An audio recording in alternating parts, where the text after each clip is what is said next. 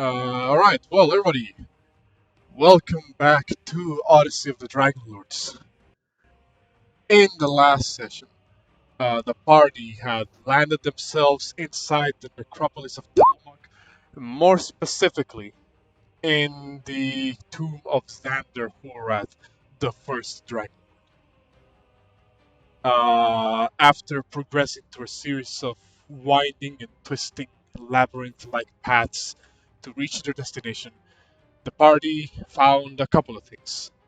One, that this was clearly the place of dwelling of a bloodthirsty, seemingly bloodthirsty Minotaur, named Graxis the Butcher.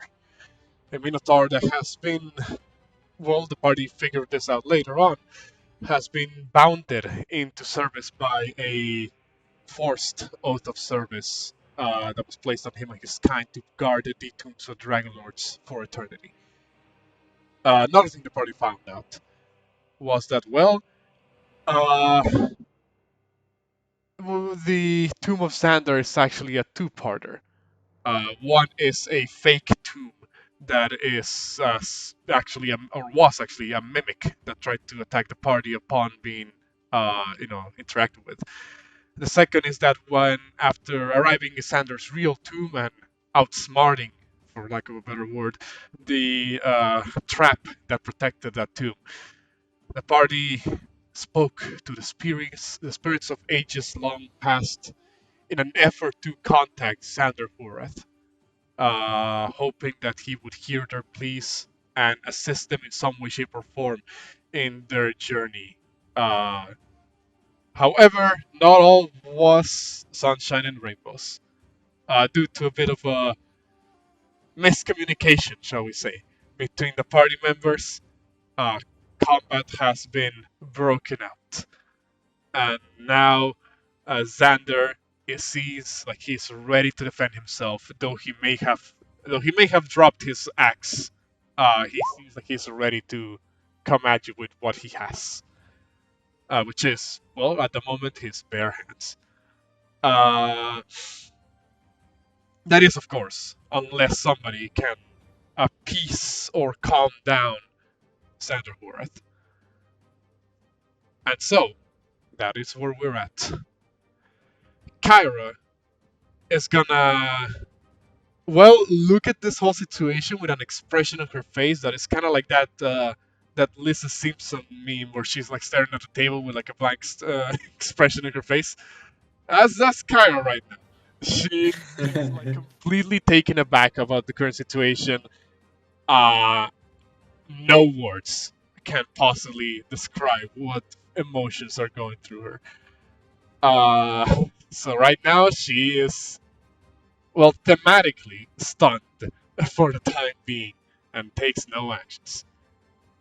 Derek, however, what are you gonna do? I'm gonna face palm myself.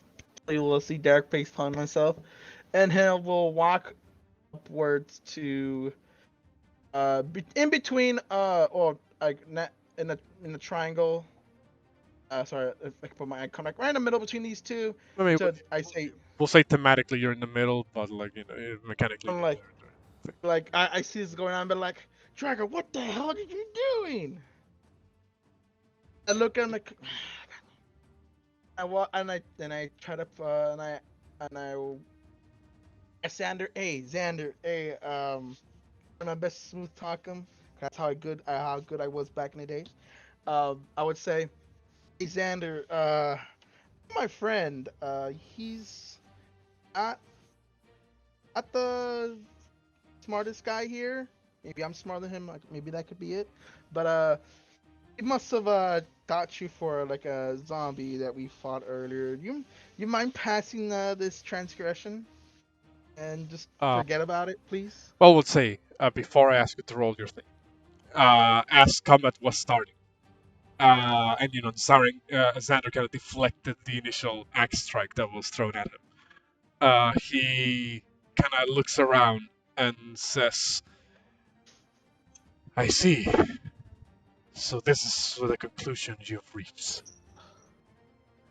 Oh, no, it's not. It's not. If It's my not, I swear. if my blood will be enough to satiate your desires, then prove to me that you are strong enough to carry on a legacy that we were too weak to uphold. But then you kind of come in around that time where he's finished saying that. So just to clarify, your way of diffusing the situation, just say he thought you was a zombie. Is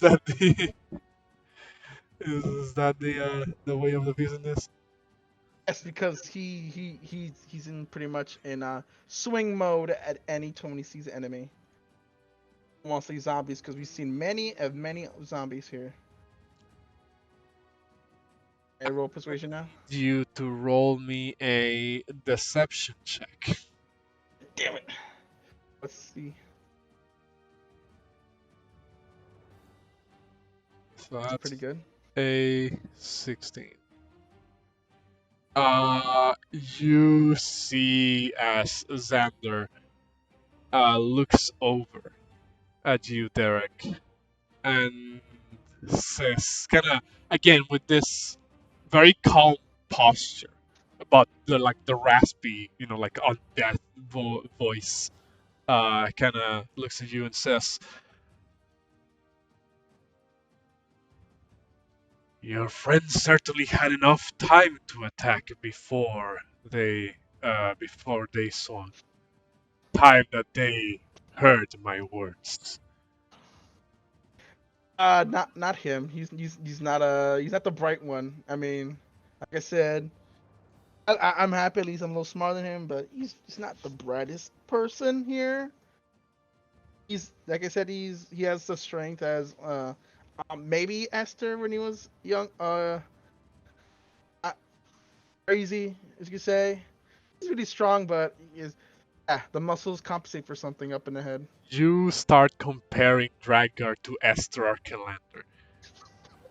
Xander looks over and kind of you think he's raising an eyebrow. There's some muscle movements in his face, however, uh, because this general the withered skin that covers his body at the moment.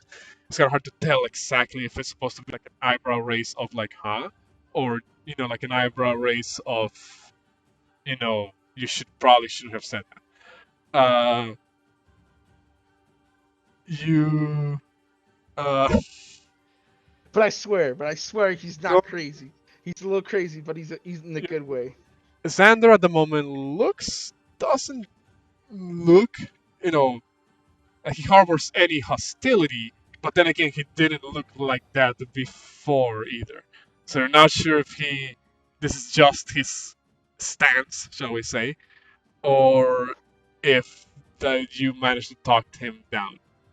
I will let you know, however, that is gonna take a little bit more than that to talk him down. Because, well, you just compared one of your teammates to Esther Calander. It's because he's strong. That's all. He's just really strong. That's probably not what you wanted to say. Uh, Ah, Now, knows me by now though. I will say, I don't constitute that type of interaction as your action per se. Or rather, well, I guess in this case I will. But you still have a bonus action. Do you want to use it for anything?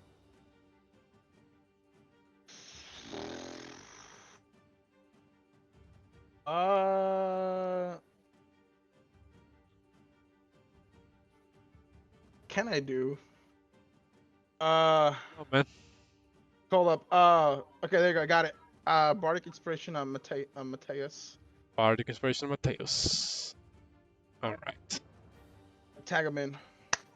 Yeah, you just kind of look at Metius and see if he can defuse the situation. Uh, Metius, it is your turn. Okay. Metius is going to look over at Xander with Derek in between him and Drak and say, "This is all a misunderstanding. We're here to show you strength, but not that kind of strength. we are going to show you the strength of spirit and the strength of redemption. And Metius is going to run as far as he can, which is 30 feet, to Graxis, and kind of put his arms out like he's trying to block anything that could go in that direction, like to signal that he wants to, almost like he's trying to protect the Graxis, even though he doesn't necessarily believe that he needs physical protection. And he's going to shout to Xander, the strength of forgiveness, please absolve Graxis of his servitude. Please unbind him from the oath. We're here to redeem you all. And that's it. From a persuasion check, you have your bardic inspiration if you wish to use it. Persuasion -1. Ooh, 18. What's bardic inspiration? I believe at this level is still a D6. Derek, could you confirm that? I can confirm. Let me quickly double check. Where is it? Is it one D6? Yes. So So 23. Yep. 3. Should be, this is still level 5. Okay. So, you see as Xander kind of sees you run past him, sees you walk up over, or, to, or run rather, or to stand in between your group and Graxis and say this, hey, forgive this being absolved for out of service. We're trying to be merciful. Oh shit, my audio just started freaking out for a moment there. You see as Xander kind of stares at you for like a good couple of seconds.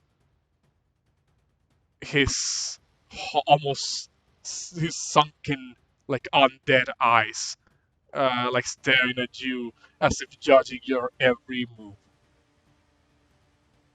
And well, you see as he seems to take a hand to his chin and almost think for like a couple of seconds until he nods his head and says,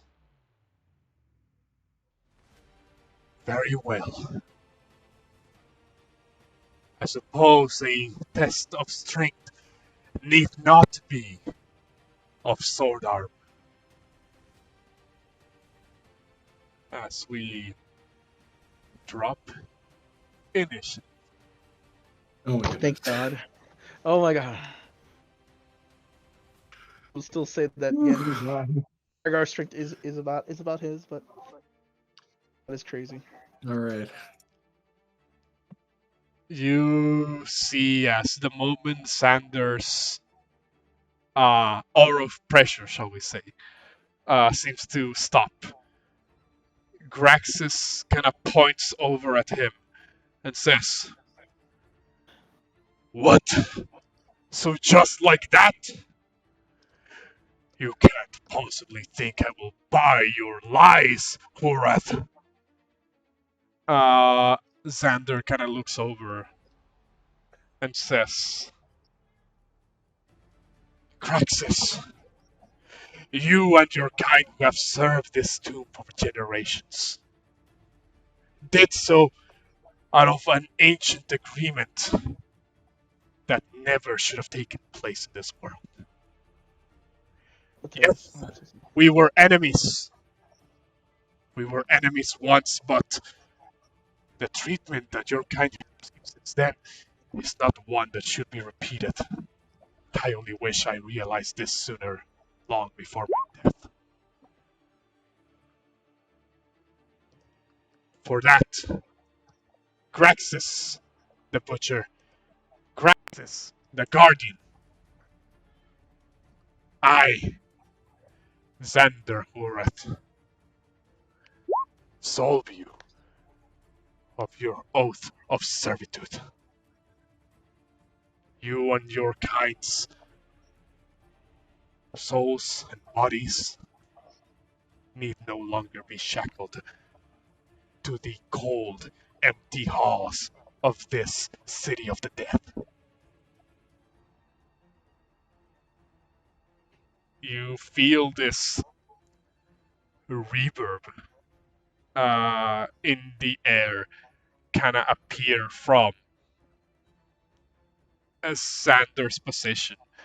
Unseen is an unseen force, but rather a sensation, as if a minor, like tremor, kind of seems to expand and start from Xander's position and expand out until it's no longer discernible.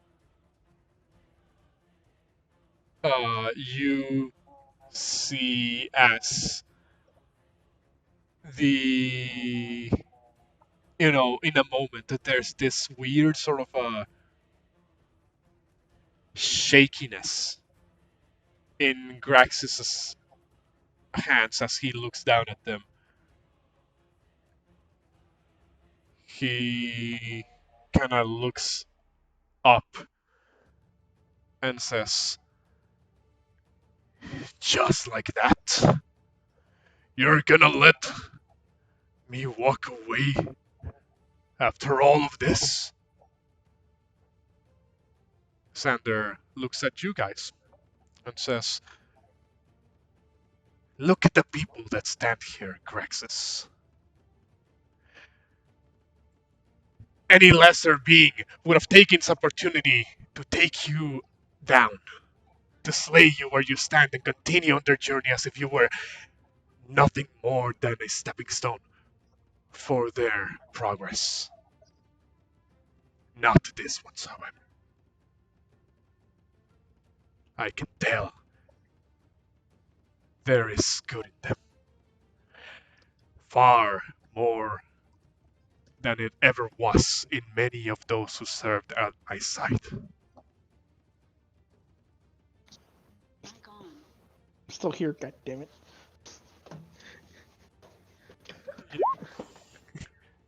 Thank you, Xander. You see as Graxis kind of looks over at you, Metius, who you are the closest to him. Biscuit's here. Looks at you and says,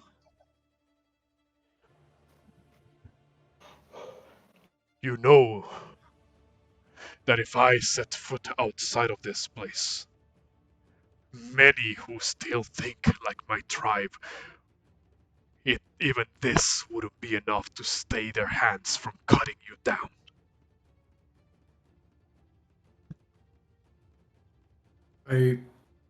I think we understand that. I don't think I know that we're not doing this for a favor. We're doing it because it's right. Graxis kind of looks over at past you towards the rest of your crew and sort of almost as if trying to discern the expression on everyone's faces. Do the rest of you say anything?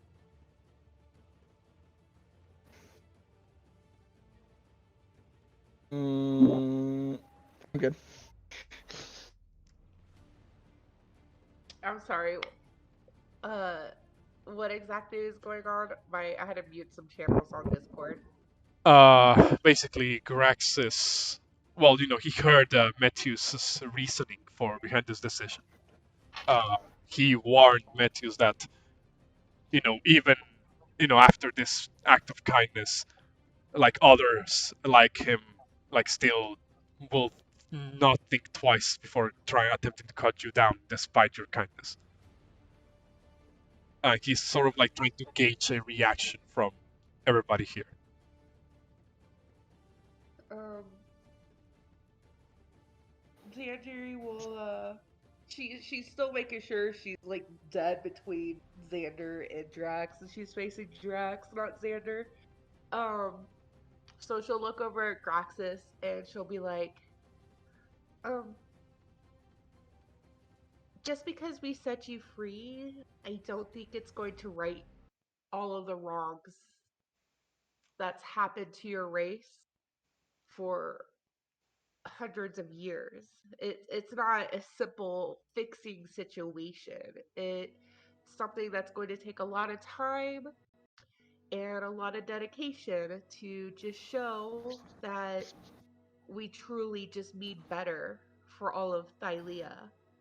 And if we run into races who hate us, despise us because of how the past has treated them, all we could do is go about treating them the same way that we have treated you since we've met you. We don't want any harm to come to you, and if we run into someone of your race in a different labyrinth, in a different cave, out in the wild, and they are hostile towards us, all we can do is use our words to try and talk them down or find some other necessary means to not have to shed any blood. Kind of looks at you, and he there's for the first few seconds not a visible reaction in Grex's stance or expression. There is a clenched fist that he seems to produce as his eyes are kind of scanning the room, looking at all of you guys, and then he says, "For whatever it's worth,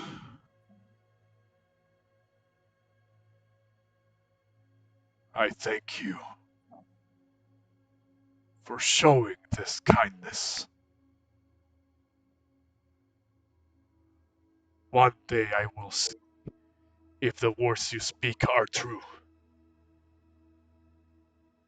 that you will bring another dawn to this land that is far better than anything the so-called Dragonlords ever did." Um, I can assure you that in no way do we want to be the Dragonlords. We don't. The majority of us don't even like being associated with that name, I believe, at this point. We know they haven't been what Thylea needed. And all we wish for is the opportunity to forge our own path and give everybody what they truly deserve. And those are heroes who have an open mind and acceptance of every race, and who are willing to find and seek out the actual truths to be able to judge the situations at hand accordingly. And hopefully, this isn't the last time we meet you. Hopefully, there will be a brighter future where when we meet again, the circumstances will be different, and maybe we can hold a conversation over a meal and a drink to give you an update on things that have transpired, and maybe you would also be able to shed light on things that you've come across. When you are saying that whole segment about maybe one day we'll meet again and like discuss things over drinks, he kind of seems to chuckle a little bit, and he says, "Wouldn't that be something?" And then he looks over at Xander and says, "Don't think this makes you the savior of our kind. I still don't like you." Xander just kind of doesn't really shrug, but does this motion in his body as he seems to almost, to the best of his undead abilities, indicate, "Yeah, I know." And Graxus then turns around and begins to walk out of the trap room. Okay, out of game question. Was he also wielding something else that we were supposed to collect from him? I don't remember. I He know he had the axe, but now Xander has the does axe. still have something. Hey, You catch up to him. you saw as he has a shield on his side that he never did use. Kind of leads. Oh, was it just a shield? Was there armor too? Uh, he's wearing breastplate, but doesn't quite look like anything too Okay, crazy. so it was a shield. Um, as he goes to leave, can I call out for Graxus? Mm-hmm. And I'm going to push Drax forward as I walk closer to Graxus because right now I just don't trust my brother. So, You have him by his hand. Like you need to ask him nicely for his shield. um, Graxus, um, for us to complete the mission that the Oracle Versia has set us out on, we came to this tomb to collect this shield that I believe you have donned on your side. Kind of looks down at the shield. Uh, the shield itself is strapped to the side. With like this haphazardly looking like chains. He very easily just kind of pulls the shield off the chains. Looks at it for a couple of seconds. The golden glow of the shield is tainted, or rather tarnished by a layer of muck and grime. And he looks over and says, "In that case, keep it." Kind of tosses it, lands at the feet of Drakgar. And before you leave out on your adventure, do you have any wounds that you would like me to heal? "I don't think there's anything you can do for me at the moment." Right. Oh well, there's just a lot of blood in this room, and I didn't know if like you accidentally got hit by the trap as well, or You would know, Xander, that blood was already there, like long oh dried, like okay. ancient blood that of many unfortunate souls that fell on this trap. Just just making sure. Does he have any other weapons on him? No, the axe was everything he had on him. Um, she's gonna look at the group. She's gonna be like, does does anybody have a spare weapon that he may have? So we just didn't leave him like There is no weaponless. there is no need for you to do all of that. There's plenty of weapons that still remain from my kind here, even if their bones were once clutching them. Noted. However, he kind of does look at you and just with a unusually less aggressive tone of voice. Graxus follows that up by saying, "However,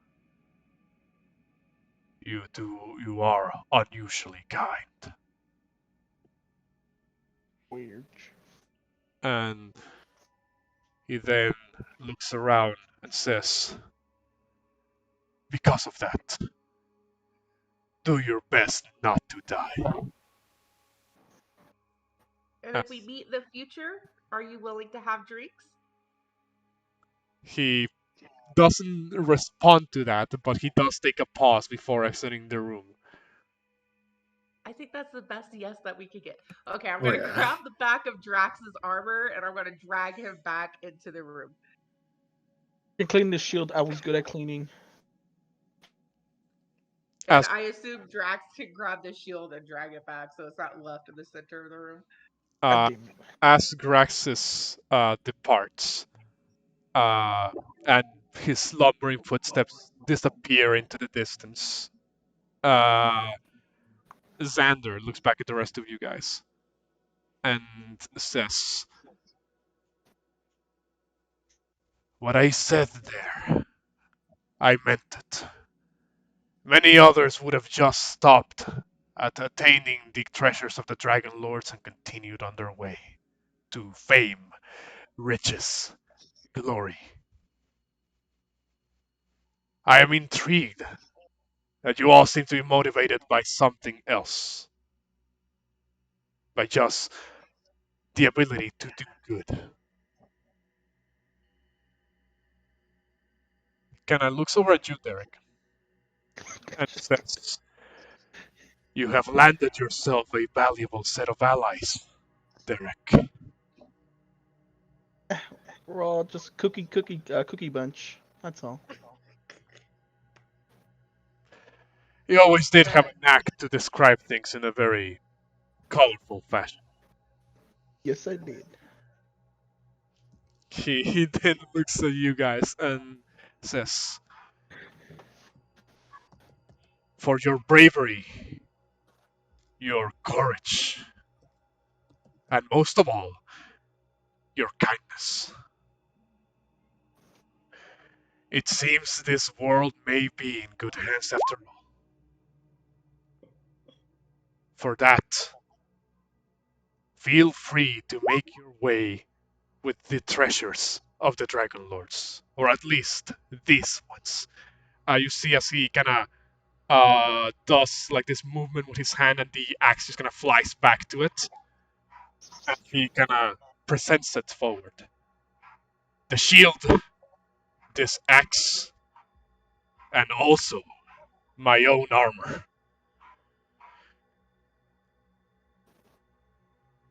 Do with them as you will.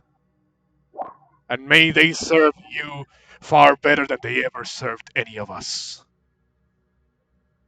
for a brighter tomorrow of this land." Hmm.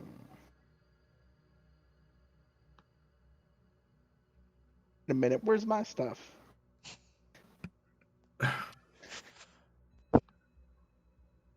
He I, he kind of looks at you, Derek, and says, "Ever the eager one. Yes. I know I am no longer your commanding officer, but a word of advice, Derek. Be careful where and when you display this, well, what else can I call it but attitude of yours. Oh, I've survived for 500 years and see how far that goes. Laughter, happiness, is a luxury that many who live the life of warriors cannot afford. But in excess, it may fall into foolishness." Hey guys, DM here. So if you read the description, and you may have noticed, we have had a lot of technical difficulties this session. Like I said in the description, OBS just straight up started breaking havoc on my RAM and my CPU, which made this first part look more like a slideshow than just a recording of the screen. I'm not sure exactly how that happened, but the later half of the session is recorded relatively decently. However, this last bit just straight up did not appear on the recording. Just suffice it to say that Xander retold the party how he felt about everybody, how he believed that they could all do better than him in the future, and gave Derek a final order to continue to stick around with the party and to learn from them and have them, if possible, learn from him. To essentially just leave the past behind and realize that he is no longer serving under him. The party thanks Xander for the treasures and promised to do good with all of the items that they've received, and to make sure that while they can't promise they will respect or reinstate the reputation of some of the Dragonlords, that they will use the items provided by the Dragonlords to bring a better tomorrow for Tylea. After that, Xander returned to his sarcophagus, was laid to rest, and the lid was placed back in, Xander returning once again to rest. The party then made their way outside of the labyrinth. Anyway, sorry for the technical difficulties. I'm not sure what happened with all of that, but I hope you enjoy the rest of the video. Alright, we are back, hopefully without any more technical issues, though things are not quite perfect, but we can deal with that. So, everybody, you guys exit out the labyrinth that was the Tomb of Xander. You guys did agree that you were getting out of the necropolis here, but is there anything else you guys may want to do before departing?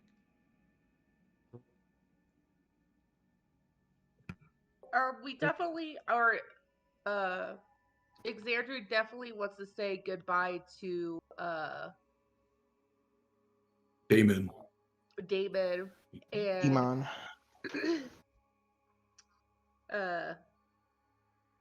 yeah, just say goodbye to him.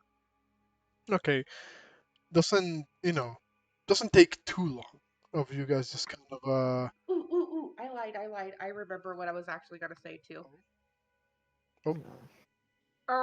She's gonna look at the group and she's gonna be like, you guys remember the ghost that was really, really, really annoying to Derek? Yeah. I What don't goes? quite remember off the top of my head whose name it was. He said that he couldn't pass on until he finished something. Did we ever ask him what that something was? You talking about the guy that trash talked? No, you're talking about Adonis, Nerdagon? Yes, Adonis. Derek's Yeah. friend. I don't think we My asked him. bestie. My bestie, sir. Right, my mistake. Your best friend. I thought David was your best friend. You're just gonna betray him like that? He didn't really tell us exactly what was keeping him on this plane, and I think he also made possibly a jest that he wasn't going to make it easy for us to find out either. Something along those lines. Should we It's like him. take one more stop by just in case he's changed his mind? Alright, I can see him again one more time. Yeah, he may believe us able to help now that we've definitely helped with a much larger, well, I don't know if it's much larger, but a matter concerning the sort of unfinished business of one of his other comrades. So yeah, it's an excellent idea. We should head there now. Didn't he say he would still walk over to Xander's tomb? Anyway, so it's a good thing to tell him at least. You're right. Yeah, he Like, may. I feel like if there's a way that we could just help him move on, Can't jump. it's just the right thing to do. Yeah. Yes. Alright, let's head away there, guys. Even if he was a whore, so to speak. Hey, he's a very nice man. I don't think that's necessarily a point against him. It Yeah. wasn't. It wasn't. Same. All right, so Dragon. just so I understood this, you guys are stepping by Honest. by Adonis's tomb one last time. Yeah. To see if us acquiring all of the armor of Xander might persuade him to enlighten us on what his final task is before he can cross over. Okay. In that case, you guys move over to the tomb of Adonis Nurdegon, in hopes that you might be able to learn more about what is really tethering him to the material plane. Give me one moment. So Lagging hard right now. you guys walk through the necropolis. That is still feels pretty bad. The cold sensation doesn't really go away. One thing you will pick up on, however, is that there is a shift, as it were, on the, in the air, almost you could say. A shift that you can't quite put your finger on it yet, but something feels different about this place.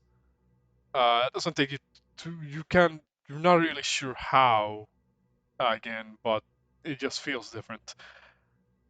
Eventually, however, you make it all the way to the front of Adonis's tomb, and well, what Floors don't fall. what do you do? I must step up and then I say, I'm gonna walk up there and say, "Hey, Adonis, you still here, buddy?" He kind of, you know, stares. So well, you don't hear anything just yet, but uh, it's like you feel like he's around, but you also don't at the same time. It's hard to describe. And well, I since I guess since I picked up all the armor and he gave it to me, like, "Hey, Adonis, look, I got Xander's armor in his axe. It's a little heavy, I think. Look, see, he trusts me, I guess. I Oh, will, no, as Pumo's doing this, I'm gonna pray. just want to ask you something before we head out from Necropolis. You wait there for a couple of seconds, holding up the breastplate of Mitros that you were given by Xander. 1 minute passes, 2 minutes pass. Eventually, you begin to feel a slight shiver in the air, a cold of sorts. You feel the sensation like you are no longer alone in the room, the tomb of Adonis.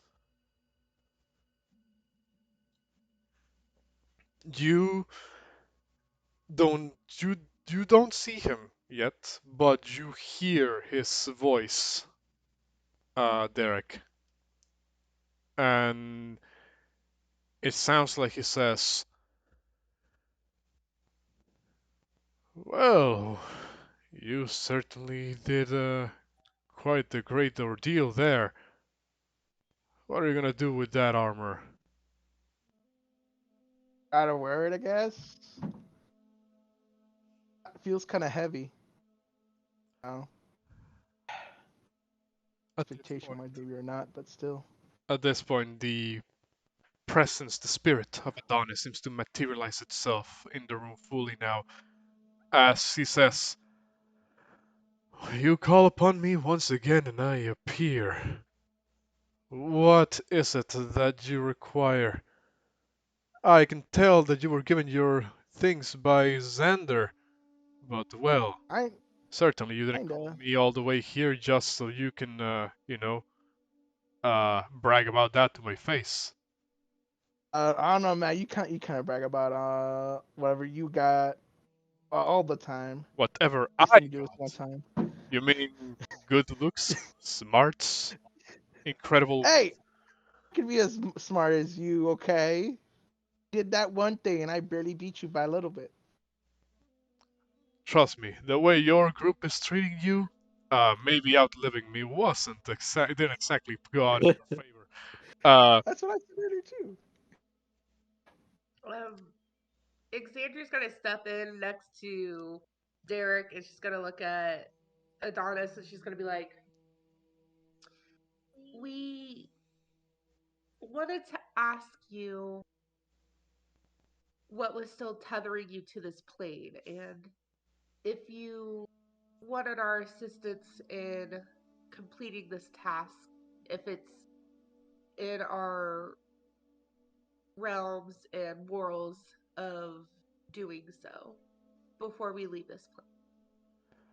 I did say it was family business. Are you sure you want to get into all of that? Why not? To be honest, being a cleric, it just, yes, I would like to help.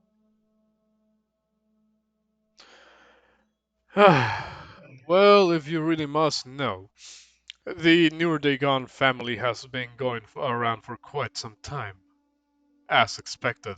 After all, well, anybody who inherits my good looks is bound to have a bountiful life. But besides Oh that, my god. uh, I just say that in recent times or so I've heard, it has seen better days. Now, don't get me wrong, they are still very much at the top, the creme of the creme, if you follow my meaning. But, well, some situations arise every so often between the family trees. Uh, they don't particularly, see eye to eye on many things. Now, of course, I could do like many of our other less savory individuals in this world and attempt to haunt them until they resolve their problems. But I am above such meager things. I think it might be better if they, learn of their own mistakes. To be more specific, the type of mistakes that we're dealing with here. Well, let's just say that a certain member of the current Nurdagon family is, well, has his head up there in the clouds, and not in a good way. So is he dumb or is he high? Are we talking about like Derek 2.0 or Oh, Derek No, prior there. 500 years ago? oh no, definitely not all of that. You see, I heard that my one of my descendants is vying for the affections of a particular woman, and it seems very one-sided. Until the situ- Jesus. until that situation is resolved, I don't think it can sleep easy. And are you wanting I him get it. to succeed or fail in this aspect? Well, really, any result can do. If he succeeds, well, I guess persistence was the key. If he fails, well, life goes on. I just don't want him to be stagnated in this for all the time. All right. Maybe know his name. He is the youngest son of the Nurdigon family. I believe he goes by Sula nowadays. May I ask what city he's in? She's jotting this down. Well, Did I make this? considering that by the time of my death not many cities were formed, I'm going to go ahead and say that he's probably in the biggest city, Mitros. My spirit may be bounded to many places, but, well, it still allows me some degree of freedom. Moving through walls is a hell of a thing. All right. Adonis, you're in luck. Here soon, our journey will actually be taking us to Mitros. So when we get there, in our free time, we'll look them up and see how it's going. And if the situation's already been sorted out, then we know that you're now in a peaceful resting place. And if it hasn't been sorted out yet, we might dabble and see how each side truly think of each other and try and help rectify the situation for Well, I wish you the best of luck. You know, I pop in here and now from time to time to check up on them, see if they're still doing that. And, well, you're dealing with quite a thing on your hands. Uh, Now, I'm not going to lie. He does seem like he, at the very least, inherited particularly decent build. Obviously, nobody can be prettier than myself. But I suppose there are times where looks just can't really quite cut you a deal if your attitude doesn't quite go with it. Which is coincidentally the same thing that I told Derek years ago. Oh, I don't think he listened. That was just that one time. After that one time, it's been 500 years. Okay. No, It's- it was the one time you heard me out of the out of the many, many times that I told you. tried, but I failed. That's all. A lesson learned. And you fail again Was it? and again Did you and actually again. learn? At any rate, I have far better things to do with my ethereal body than just sit here and continue to rag on Derek. Now, You know you No, like no, doing please that. continue. Okay, now guys. I do appreciate the constant visits, and I hope that whatever it is that you accomplish here is going to carry you far and wide across the land. Now, if there is one last thing I need to leave you all with, well, is that well, you probably already heard this from Xander, but don't make the same mistakes that we did. I'll do my Thank you, best. Adonis. Now, if you excuse me, and he kinda closes his eyes and seems to fade back into His pose. nothingness. I'd be back into his pose thing on his I pedestal. walk out of the tube and I swirl the Cupid's bow on my finger. So maybe we get to play Cupid after all.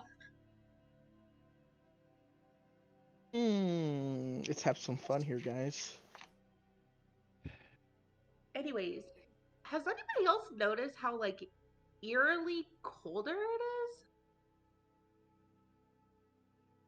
Well, not colder. I mean, it still feels cold, but if anything, it feels slightly warmer uh, than what it was before.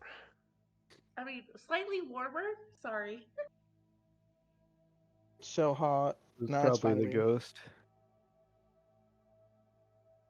That bod, come on, guys. Let's go make sure everything's okay with Damon. Slide off Okay. this mountain. Let's go. So you guys Parkour. go and begin to approach Damon on the towards the exit of the necropolis. You guys get there pretty quick.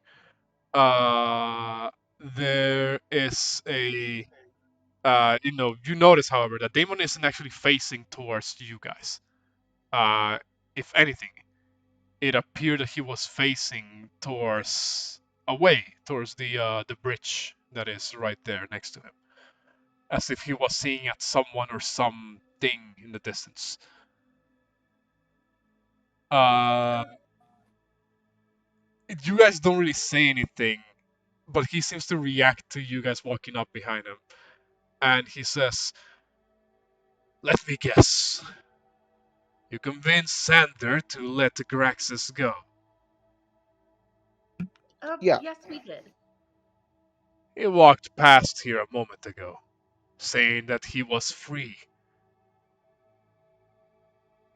He kind of then Yes, that is correct. turns around at this point and says, "I must say, I didn't expect such a course of action to be taken. I suppose the necropolis will have to make do without its Minotaur guardians for quite some time. Still, however, it's not like many grave robbers enter this place. Sure, you'll spook him a bit, Damon, right? I'm only here to guard the entryway.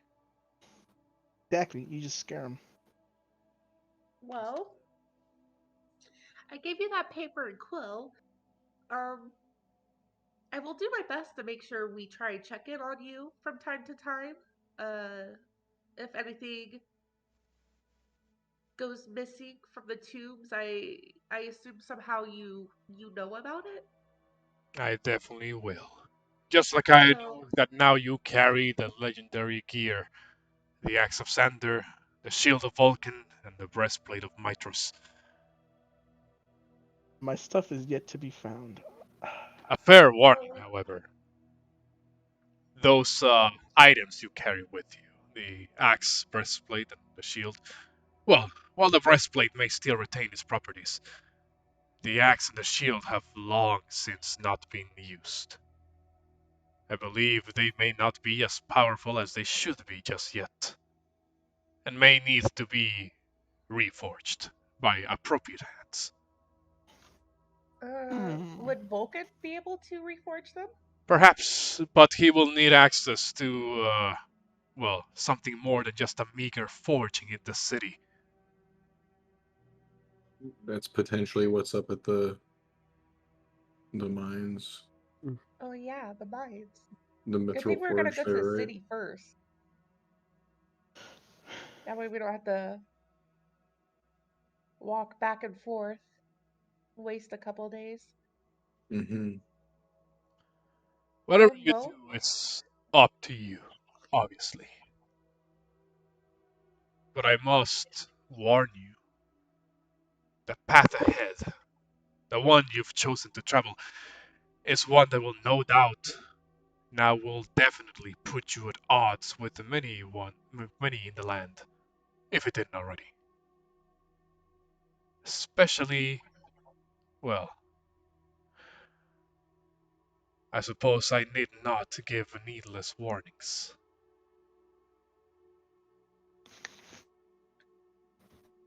I'm surprised that Xander gave you the crowns. It's been years since I've seen them being used.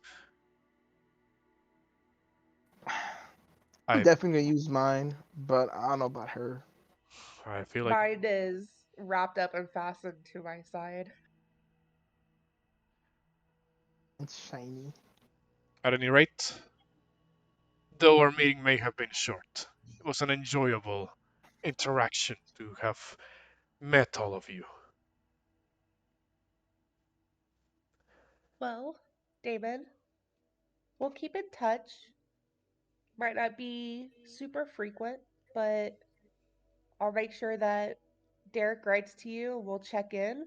Let us know if you need assistance with anything. And before we go, what was Isidore's favorite flower, if you recall? Kinda looks over at you and says, Isidore, well, Wait, was that his wife's name or girlfriend's? uh, Did I say that right? yes, Isidore Horath was the. Isidore. Okay. She looks over and says, well, to what do I owe that question? Well, when we send a carrier to bring you your letter, maybe they can bring you some flowers so that you may put them on her tomb. She had particular tastes, whereas many would prefer things such as roses, lilies. Isidore was quite a fan of orchids. Orchid. All right. I will keep that in mind. And I will try and send you some when we send one of our letters. Thanks, trees.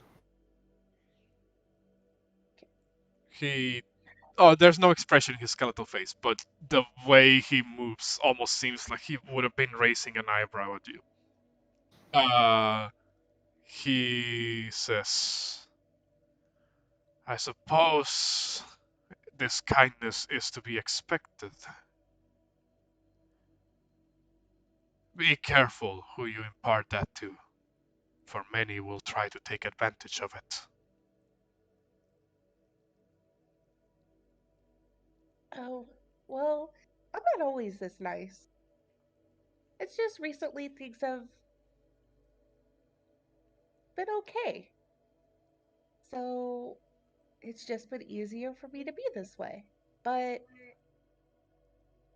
my comrades so far have been lucky enough to not see my other side. I am a siren after all. What? You are. Very well. We know that. In that case, as the Watcher of the Necropolis of Tillamook, I hope you have enjoyed your stay. And I wish for you safe travels. Quick question. All those zombies that appeared on the bridge before we came over, are they going to let us through? They shall bother you no more. I have dealt Alright, with cool. them. So you do have some combat. Come back here, lizard man. Don't push your luck, Derek. Uh, He then kind of looks over at Kyra and says, Kyra, did you by any chance happen upon... No, you wouldn't. Kyra just kind of shakes her head and just walks past Damon and says, see you later. Wait, Auntie, what was that? As I fly after her. Oh no. She does not respond. She just goes over and continues walking. as Damon, so I'm guessing I missed a lot of stuff when I was gone, correct? Lorius kind of passes by as you're asking this and just kind of does like a quick bow at Damon and just walks off. Damon looks over at you, Derek, and kind of leans in and says, don't tell me you forgot. No, it's been a long time. My memory's just still trying to come back. It still shouldn't be, there should be no surprise to you that Tillamook Archelander was, well, Esther Archelander was his outsworn of Kyra. Now, you know what that means. She doesn't have the best of relationships with him. I merely wanted to inquire if she had spent some time in front of his tomb. She looked the other way when we got there. That's all I can say. Right. At any rate, it's best you leave now. Your team will no doubt not hesitate in leaving you behind.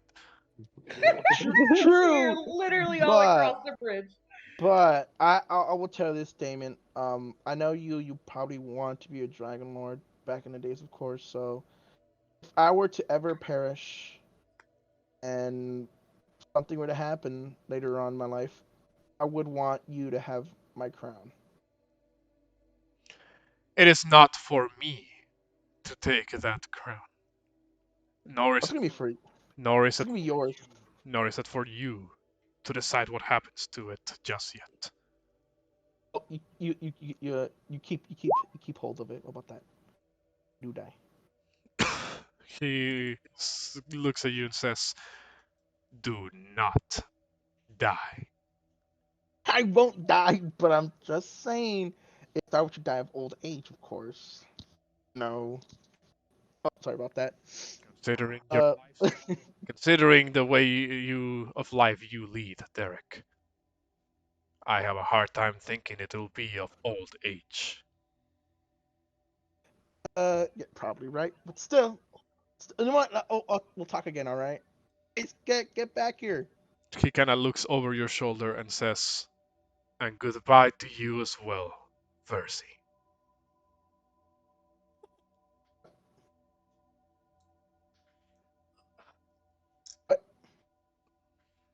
You And don't see nothing. Dan, you just jumped off the bridge. Lies. Do that, lies. Feel that. All right. So what were you gonna say, Metius?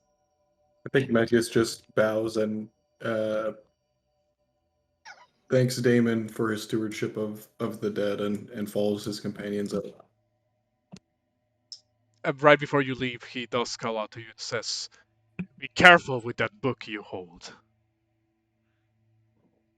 Some of its I will. some of its secrets were not meant for mortal eyes." I will keep that in mind and continue on my way. Eventually, you all head out of the necropolis of Telmok. And I will move you guys back to the world map.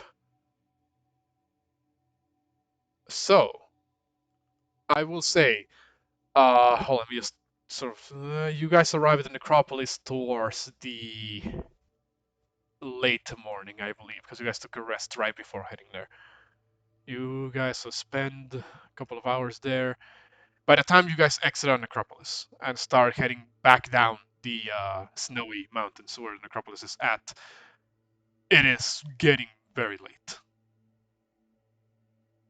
You may need to take a break somewhere on the road before actually heading to Astoria or the Mithril Mountains.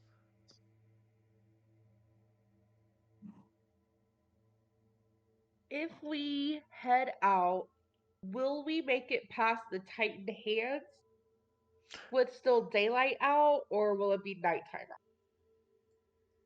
I mean, the Titan Hands were just kind of on the way, on the mountainous terrain, like right before the necropolis. So there's really no real way to avoid them. Well, I just wanted to know, like, as a guideline, like, I don't want us to rest at the hands. You, by the Just time it's like very late and you're well out of the like mountainous terrain, you're like beyond the area where the hands of Kentimane were at. Okay. I just wanted to make sure that's not where we got to before we take a break. We're like, So are you guys going to rest up, or are you going to try to push it and see if you can make it to the city this same night? probably rest. Half health, guys. did we walk here? Why can't I remember how we got here? Yeah, we don't have Yeah, like you basically carriages. you horses. basically just walked here. None of you have really taken time to like buy horses or get a carriage or a wagon or anything like that. That costs money. We don't got that. Yeah. I mean, We need the exercise, right? you don't have a lot of money. I will ask you, Metius, because I believe you have the identify spell. Do I you do. bother identifying the items you guys just got? If my companions want me to do it, I will, but I won't try to take it from them. Say It'd when we probably get to be a good. Astoria, you can look at you can look at the stuff. Mine. You could do it after we rest. Okay, then instead I will like we're resting for the night, right? Mm-hmm. That What the party seems to I be agreeing on, yes. then bef- if I have time then I want to see that book that I have, Mhm. what spells are in it. Like I want to be able to read through it if nobody wants me to identify anything. So I go ahead, would Xander. What were you gonna say? ask if whenever you had free time, if you would identify this crown, because my character is trying to find reason to not just toss it into her bag. Then I'll do that first. I will ritually cast identify on this crown. So I sit down, I cross my legs, and I pull out a little pearl and roll it in between my fingers, and with my other hand I touch the crown for like what is it, 11 minutes? Yes. All right. And cast identify. In that case, give me one moment. As you sit down, crown in hand, you begin to focus your, shall we call them magical senses, I suppose, into Mm-hmm. the crown. Try to discern just what is it that this item even is magical, though I will tell you right now, you do sense a faint, low magic hum coming from it as you hold it in your hands. You try to discern what it is capable of. 10 minutes, 11 minutes pass. And eventually you begin gaining a more or less clear image of what is it that this item is supposed to be. You feel within it a very simple but powerful series of enchantments. Almost as if it's not the item itself, that is capable of, of some degree of magic, but rather as if it's imbues the user with magic, as long as it's being worn and properly attuned to them. Here's the description for the crown of the Dragonlords. Show to everyone. Yay. My crown. Are both the crowns the same? They look exactly the same, so you can Okay. they probably have the same effect. Come on, there's like 8. There are Really? minor differences in the make, but overall they seem to have the general shape. Percent of these made, they all look exactly the same. Don't okay. Uh, Basically, just out of character, the spells that it describes here, they are there in the PDF and also marked somewhere in the in the journal. Uh, you know, Basically you just gain the ability. If you're a spellcaster already, you just gain the ability to cast these ones. If not, if you're not a spellcaster, sorry, you can only cast the one of the Dragonlord spell. For context, I suppose you would also figure it out, Metius, in your identifying effects. Both of these spells relate to the ability to form a a bond, a tangible one. Magically interlink yourself with the existence of a dragon. Oh, Pog. Wait a minute. Hold up. That is the bond of Dragonlords. Basically, makes you linked with a draconic creature. Any draconic creature? Well, a dragon specifically. Okay. Not something as I big can link as the general draconic creature. Dirge I of can the link myself to Dragonlords. Porunga. Dirge of the Dragonlords is a different type of spell that allows you to essentially revive the dragon that you have been bonded to with the previous spell.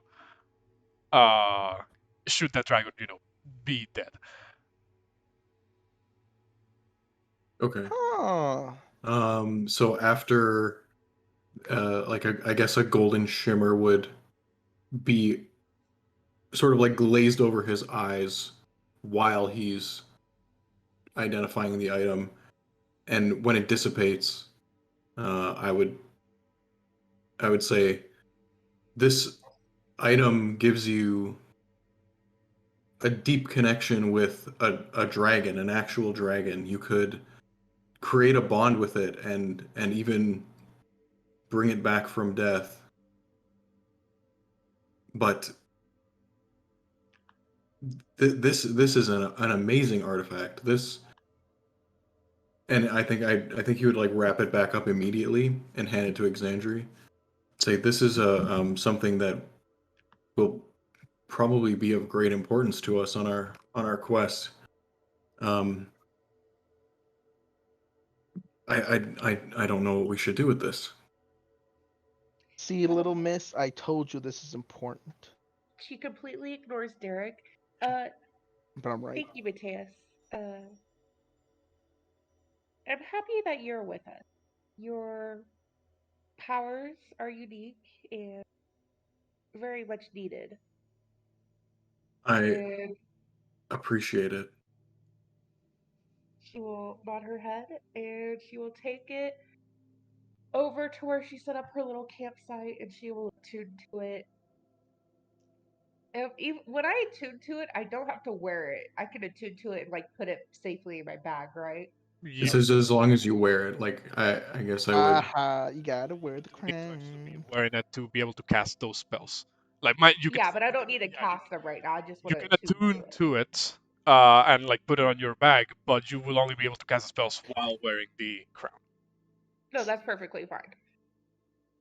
Uh, Does the identify spell give you uh, any information about the history of an item, or is that something else? no, there's a different spell that is a little bit higher level called Legend Lore, which Okay. just straight up give you information regarding the thing.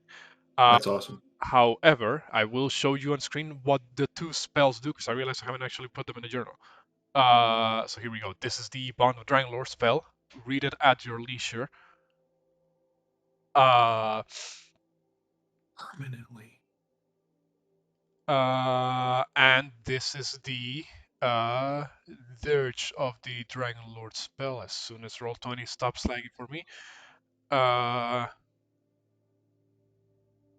What's it called? What D4 days nurturing the egg? That's hilarious. Well, out of game, I think that maybe this is one of the reasons to just keep the shield around, even if we can't use it. It might be worth 5,000 gold pieces for the spell. Mhm. Alright, hold on. So that's the Bond Dragonlord spell. Right now my fucking Roll20 is still a little bit laggy, but I will show you there's a Dragonlord. This is this one is the one that you figure binds you to the dragon in question. The following one, which still hasn't showed up on my screen. There we go. Show to players, show to everyone.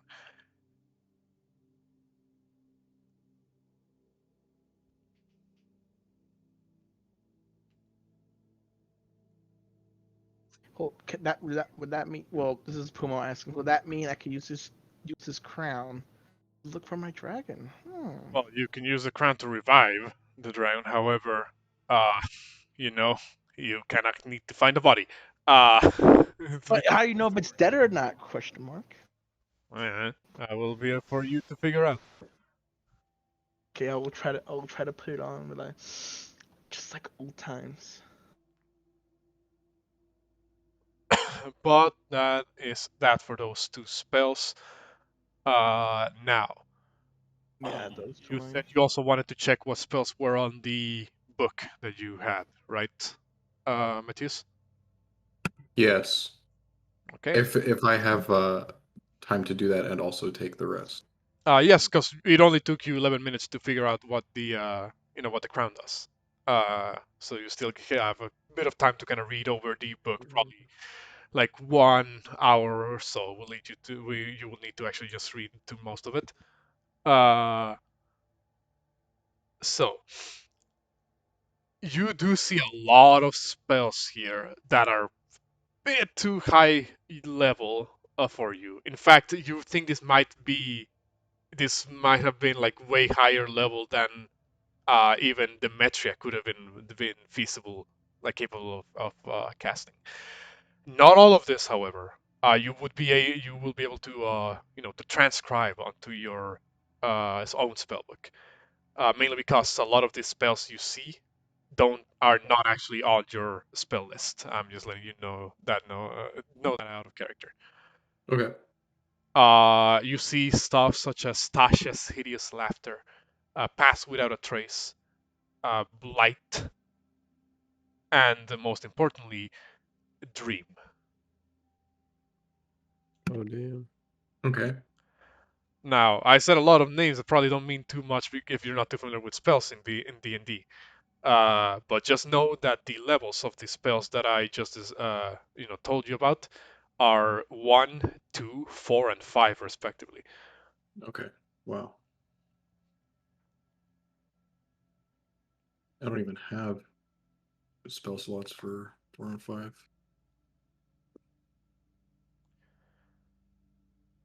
And the rest of the um So I did have Damon kind of read over the book the other time.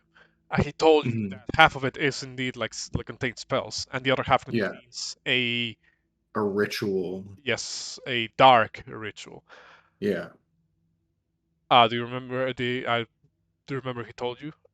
Yeah, he told me that the half of the book that contains the ritual is what can turn humans into the tree women, Uh, which then Not exactly the tree women. Those are dryads. He meant the sort of like goat-like woman, the Menads, which would. oh, the Menads are goat-like? Okay, my mistake. I thought they were kind of tree-looking. Well, I mean, they part of their skin does look bark-like in nature, but they're not Right. fully trees. Yeah. Uh, you you read a little bit more, detail into the the ritual. Hmm. It is abhorrent. Details a lot of nasty practices that are like a step-by-step process of the ritual, which eventually culminates in the target of this ritual. You know, the person that you're turning into a Menad. Uh, well, Porunga, you just said it. It Yep. culminates in cannibalism. More specifically, it culminates on the person eating the flesh of a loved one. Oh my goodness. Oh, Okay. Am I able to separate the spells from the ritual in a way where that I would be able to keep the spells for transcription later and then destroy the information about the ritual? Uh, you would. Well, obviously, this means you're destroying like half the book, so you're just gonna like tearing out pages off of it. Yeah. Uh, so you would be able to get rid of it and still keep the half of it that are, these spells. Is that what you wish to do? Yeah. That's what I would like to try to do. Okay. Uh, no real check needed for this. I'll say over the course of your time of inactivity before heading off to sleep, you spend some time to just start ripping out pages of the book until around half of it is gone by the time you're done with it. And I guess I'm going to assume that we have a little campfire going.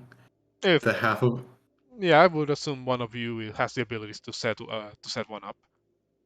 the book that contains the ritual, I'm going to I'm gonna try to burn a page. I don't know if it's like a magical thing, if it's like gonna be hard to destroy. So I'm gonna just take one of the pages and hold it over the fire and see if it catches. It does appear to catch a fire. However, the fire that is produced when the page is lit is like this bluish, purplish looking fire that is unnatural in its look. Would would Metius be able to discern any meaning from that at all, other than just evil burning something? Um, Can I tell if that's a bad sign? Like if this is not how I should be uh, destroying it? you could make me like a general intelligence check. Okay, nice. All right. You are not entirely sure, and I'm not even saying that just to fuck you over. Even Hmm. with a 20, uh, is you believe that what you could be witnessing here. Well, you were told by Damon that the book was penned by Lutheria herself. Yeah. So what you could potentially be seeing here is like an after effect of her touch, in the creation of the book. Lutheria, of course, being a deity, a titan, rather, associated with, well, death, seems like even just something created by her has some degree of effect around it. The only thing that happens here, besides the fire looking weird, is that there's a horrible smell that permeates the rest of the camp. It's as if you were burning like a body almost. Right. Because it is definitely wrapped in human skin or something. Yeah. Other than that, you believe that there is no ill effect, for this. Okay. I will continue to burn all the pages and profusely apologize to my companions for the smell. And will probably attempt to cast Prestidigitation every now and then to make the smell better, as I can create odors with it. Mm-hmm. Okay. So, once you're done with it, and you all head to sleep to get ready for your next segment of your journey. Wait, this is gonna be a long rest or short rest? It's gonna be a long rest. Okay, never mind. Cause I was like, I would have played was it Song of Rest. yeah, that's why. All right. I'll save it next time. So as you all head down to sleep, it is not entirely a restful one. For a moment, whatever dream you were having is, for lack of a better term, hijacked. Well, There is a grim sensation deep within you as you once again find yourselves in the infinite shadowy void that you saw one time during your dreams. The inky darkness, it's like tendrils that crawls around your very eyes as if threatening to pierce through the sides of it and directly into your skull, is maddening. However, the darkness clears out. You see before you a large hill that overlooks a segment of the Heartlands that you can't quite identify. You hear a dreadfully familiar woman's voice that says, "Poor little mortals. So worried about, well, everything. Worried about honoring the gods, worried about offending them, worried about war, about the future. Please, tell me, what can we do to make you worry less?" Suddenly, your point of view approaches this hill that overlooks this valley. You see a path, and on the path ahead, you see a man standing at the very edge of the cliff. His back is turned. The valley itself, beyond this hill, is beautiful, covered in flowers. There's a soft breeze blowing. You even hear the singing of birds. You hear the woman's voice speak up again, and she says, "Do you know what is the greatest of all mortal burdens? Knowledge. No. Knowledge is pain, but ignorance puts the mind at ease. Ignorance makes you mortals happy. Wouldn't you agree? And as she says that last bit, the man standing at the hill turns to you. His face is twisted in palpable pain and despair as you see red tears streak across his face. His eyes, ears, and even his mouth and nose have all been stitched shut as he begins to completely and utterly lose it as he screams, scratching at his face as he tries his hardest to tear out the stitches that have completely severed all of his senses. As he is doing this and flailing around on the ground, helpless, your point of view zooms out before it's swallowed once again by the inky darkness that originally started this nightmare. I'm gonna need everybody to make me a wisdom saving throw. Oh Jesus. All sleeping, right? Correct. I got confused at the It start. was a nightmare. You Ooh, were all sleeping. 13. Cause a question. I wasn't here for the first time this happened, correct? You were. For Well, sure. maybe not like you, the player, but in character, you were here. No, but like as a player, as Pumo, I don't think I was. It was part of that time I wasn't here. You guys had all come here, and I joined in later on. Okay, let's see. Survive. Shit. Well, well, well. Oh no. Porunga, you got this escape.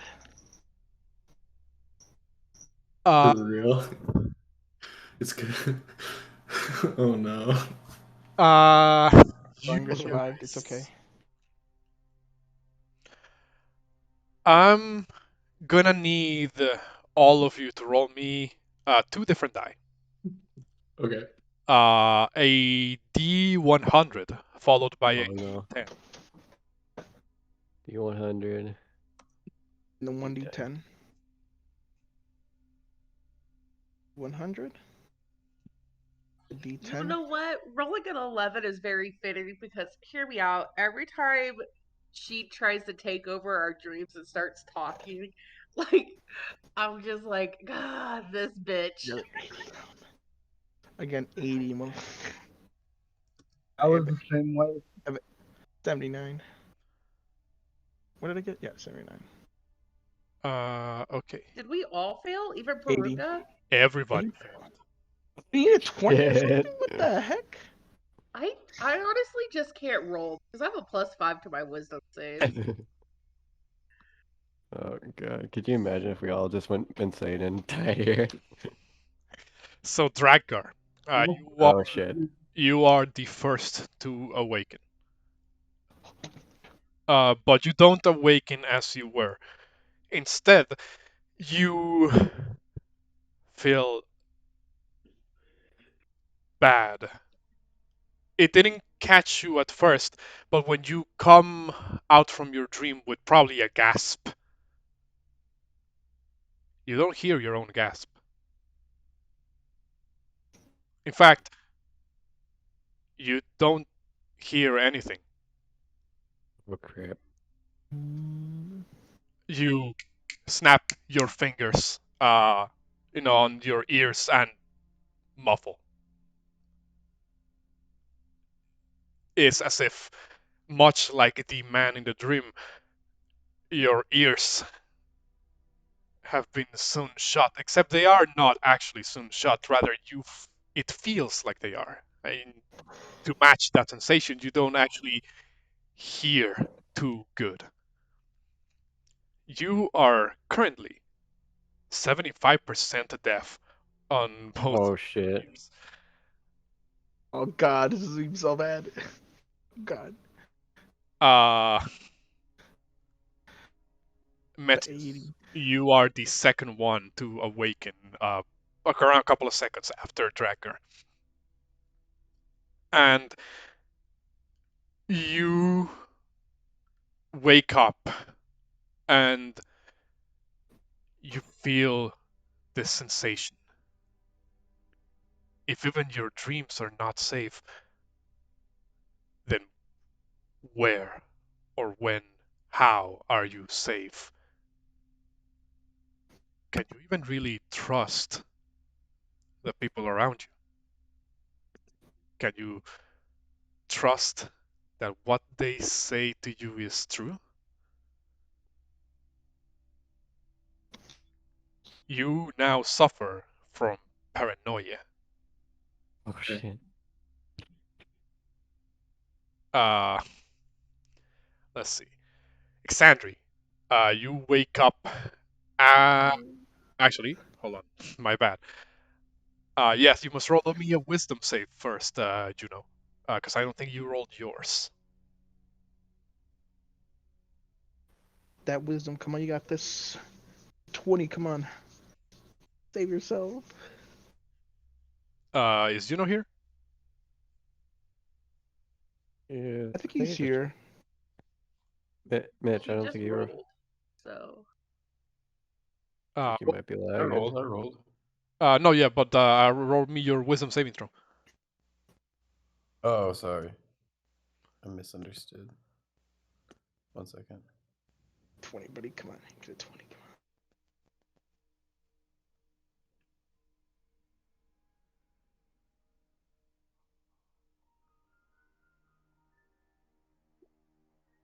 on. What? He got it? Actually, are the only one that wakes up without feeling the madness of Lutheria. Oh shit. Lucky mother So we got trucker. one person that's deaf and then one person that's paranoid so far. Am I getting this correctly? Well, yes. Let me see. In that case, the next one who is up in the chopping block is you, Xandri. Xandri, when you wake up, you are frightened, very much so. In fact, you are so frightened that you instinctively grasp really tight, almost to the point where you might cut into your skin, the locket that you have. You convince yourself that that as long as you have this, you will be safe. You're not even sure what it really is, except that it belonged to you, to your ancestor. Uh, so I actively feel scared right now. rather, you become attached to this object, and you believe that without it, you would not be able to function. Uh, in fact, No. mechanically speaking, oh yeah, just to clarify the mechanical effect on you, Metius. Because you suffer from paranoia, you now have disadvantage on all charisma and wisdom checks. Okay. Uh, Xandri, mechanically speaking, if you are to ever be parted more than 30 feet away from this lucky charm of yours, you will have disadvantage on all attack rolls, ability checks, and saving throws. Okay. Oh shit. Also, just because right now she feels scared, she would use a spell slot and cast hero with herself. Well, it's not like mechanically frightened, but you do feel like you can only really function if you hold as long as you hold on to this object. To my necklace Uh-huh. that my auntie gave me. Porunga, when you wake up, God damn, the last. you immediately uh sense this feeling of revulsion. You're not sure about specifically what, but it more than likely you believe this sensation was spawned from whatever it was that caused you to have that nightmare. Instinctively, as you wake up, you retch and where fucking just barf all over the side of your bedroll. XDD. Uh, and as if like just the mere thought of this unexplainable entity that hijacked your dream just fills you with a intense sense of revulsion. Uh, Mechanically speaking, you are now under the effects of the antipathy sympathy spell. Uh, Basically, uh, this probably won't come into play too much for you specifically, but while you are uh, within range of the object of your madness, shall we say, uh, you will just become frightened as long as you're within presence of that. For the purposes of this, I'll say the mere imagery of symbols of Lutheria will cause you to feel this revulsion effect. Uh, Okay. and then the last one. God damn it. Derek, God damn it. when you wake up, Hmm. you how to describe this? You wake up feeling this uncontrollable tremors, shall we say, or maybe tics would be a bit more accurate. Seizure. Not quite a seizure, but there's this involuntary muscle spasms you seem to be having from time to time as you're, trying to figure out just what is it the hell that happened. You now have disadvantage on attack rolls, ability checks, saving throws that require strength or dexterity. And Say that again. Okay, sorry. Can you say that again? I got you cut out for me. Sorry about that. you have now disadvantage on ability checks, saving throws, and attacks that use strength or dexterity. Damn it. Juno, you are the only one that wakes up not feeling like shit. I mean, you probably feel, weirded out by the dream that just, or nightmare rather, that just transpired, but you otherwise don't suffer any, harmful effects or anything like you see your team start having around you.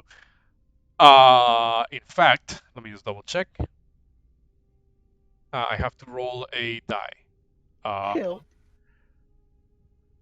Oof. Uh, you guys will be suffering from these effects for the next 40 hours. Oh god. Oh, All right, we're sinister for 3 days, guys. Come on. Did you say I 40 hours? 40 hours. And 3 then days. mine only takes effect if I am parted with my necklace, correct? Correct. But, you are, I guess to a certain degree, you are not really paranoid, but wary if, of anybody coming in even anywhere close that necklace. So, as you guys wake up, and all of this happens, and you're kind of like looking at your team acting all sorts of strange, for lack of a better term. You guys see as Lorius and Kyra wake up not actually seemingly feeling any effects. In fact, you're not even sure if they even saw that dream that you just saw. Although Kyra seems to immediately realize what's actually happening here and looks over at you, and says, "Oh no, it happened again. Right, make sure that they are all safe. I don't know how long this effect is going to last." Okay. I will do that. Uh, what do you do to assist your allies who are currently going through their own Slap moments, us. shall we say? Just slap us. Come on. Just say it. I Yourself.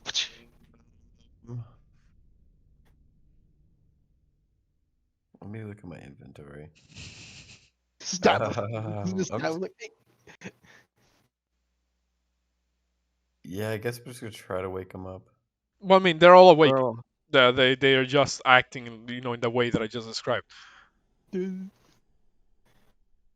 it's like one person's. Uh, Yeah.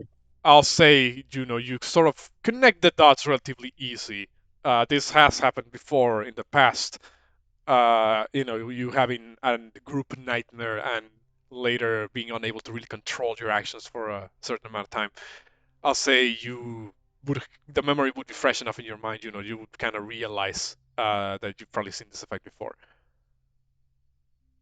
Oh, okay. Well, shit. Look, slappiness is an option.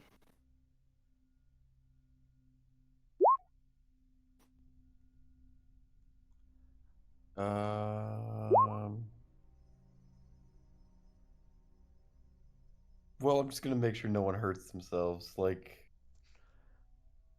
Well, nobody's doing any amount of self harm or anything like that. If then anything, I'll just sit back. you would be noticing that some of your allies are, well, at the very least one of them, which would be Metius, is kind of, you might not even realize you're doing this Metius, but you might be like involuntarily be looking at. I think he's glaring at everybody and looks way more guarded about his thing, like his possessions, whereas before, it very upright, not an expressionless face, but one of like just sort of quiet contentment most of the time, um, has turned into like a glower, like just constantly looking at everybody, eyes darting back and forth between everyone, and instead of like an open position, more like hunched over, grabbing his stuff, trying to almost looking like he's trying to figure out how to get out, even though he's not necessarily restrained or trapped. uh, you see a Skyra kind of very slowly approaches you, Metius. It says, um, everything all right there? Yes, and he takes a step back. Are you sure? It doesn't seem like everything's all right. Usually people, climb all over themselves to get closer to me. I am perfectly fine. If you would just leave it at that, and just it's fine. And he takes another step backwards. Is there like what does it look like? You're currently not too far away from like the riverside. You're like a little couple ways off from the main road that leads around that leads to the side of the river. On the way back to Astoria. Okay. There is like bushes and trees, and you are technically still within the general mountainous like terrain. So not to, in the distance you do see still like a couple of mountains, large rocks and the like. Okay. I think that uh, I just didn't sleep very well. If you'll excuse me, I have to. Nature calls, as it were. I'm gonna just start walking off. Kyra kind of looks back at the rest of you guys and says, "Oh dear, you're all not doing too good either, are you?"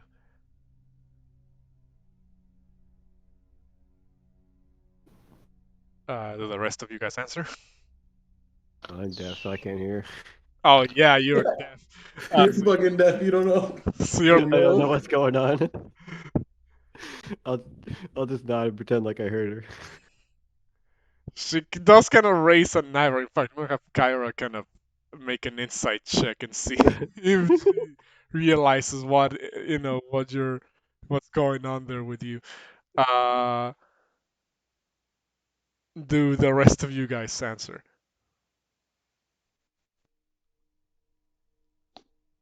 I'm so What was sleepy, the but like, question? Sorry. Uh, Basically, when Metius start taking like a couple of steps, going a little bit further away from you guys, Kyra realize that you guys weren't looking too good and ask if everybody is okay. Because I woke up today not in flight form. Um, Xander's gonna get up, she's gonna grab her stuff, and then she's gonna go back to holding her necklace, and she's gonna look at her auntie, and she's gonna be like, not everybody wakes up with morning issues.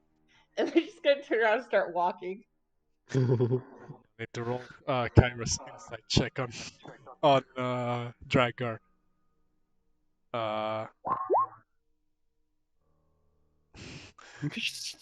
She kind of like tries to figure out like your sort of like absent-minded reaction kind of tips her off that something isn't really right. She looks over and sort of a little bit closer to you, Drakgar, just says a little bit more loud. Are you? I'll point to my ear and hint that I can't hear. Oh dear. Oof, that's going to be very rough. She looks over at Derek, who's like having those muscle spasms like on the side, and look over at Porunga, who, well, mind you, you're not throwing up all the time. You just have that constant like nauseating sensation on you. She looks over at him, and he's like a little bit woozy. Okay. And she kind of just tries to kind of takes it like this deep breath, as if now is the time that she has to be the one that is composed. She says, "Okay, everyone, whatever you saw during your dreams, wasn't real. It was Lutheria messing with your minds. You have to understand that." She, at the same time that she's saying this, she's writing it down on a piece of parchment and showing it to Drakgar so that like read, like almost like in real time what she's saying. Uh, I'll give him a thumbs up like I got it. I realize many of you may be going through the worst of it right now, but please, you are still a team. There is, well, you stand by each other, and I'm certain that you will find a way to pull things through. Uh, Okay. I think that is she still like kind of approaching me or not approaching you anymore. She just okay. is now towards the middle of everybody and just saying this like out loud to all of you. All right. And this state of paranoia is like kind of a hostile paranoia or Of a like like you're closing yourself off from people, kind of. okay.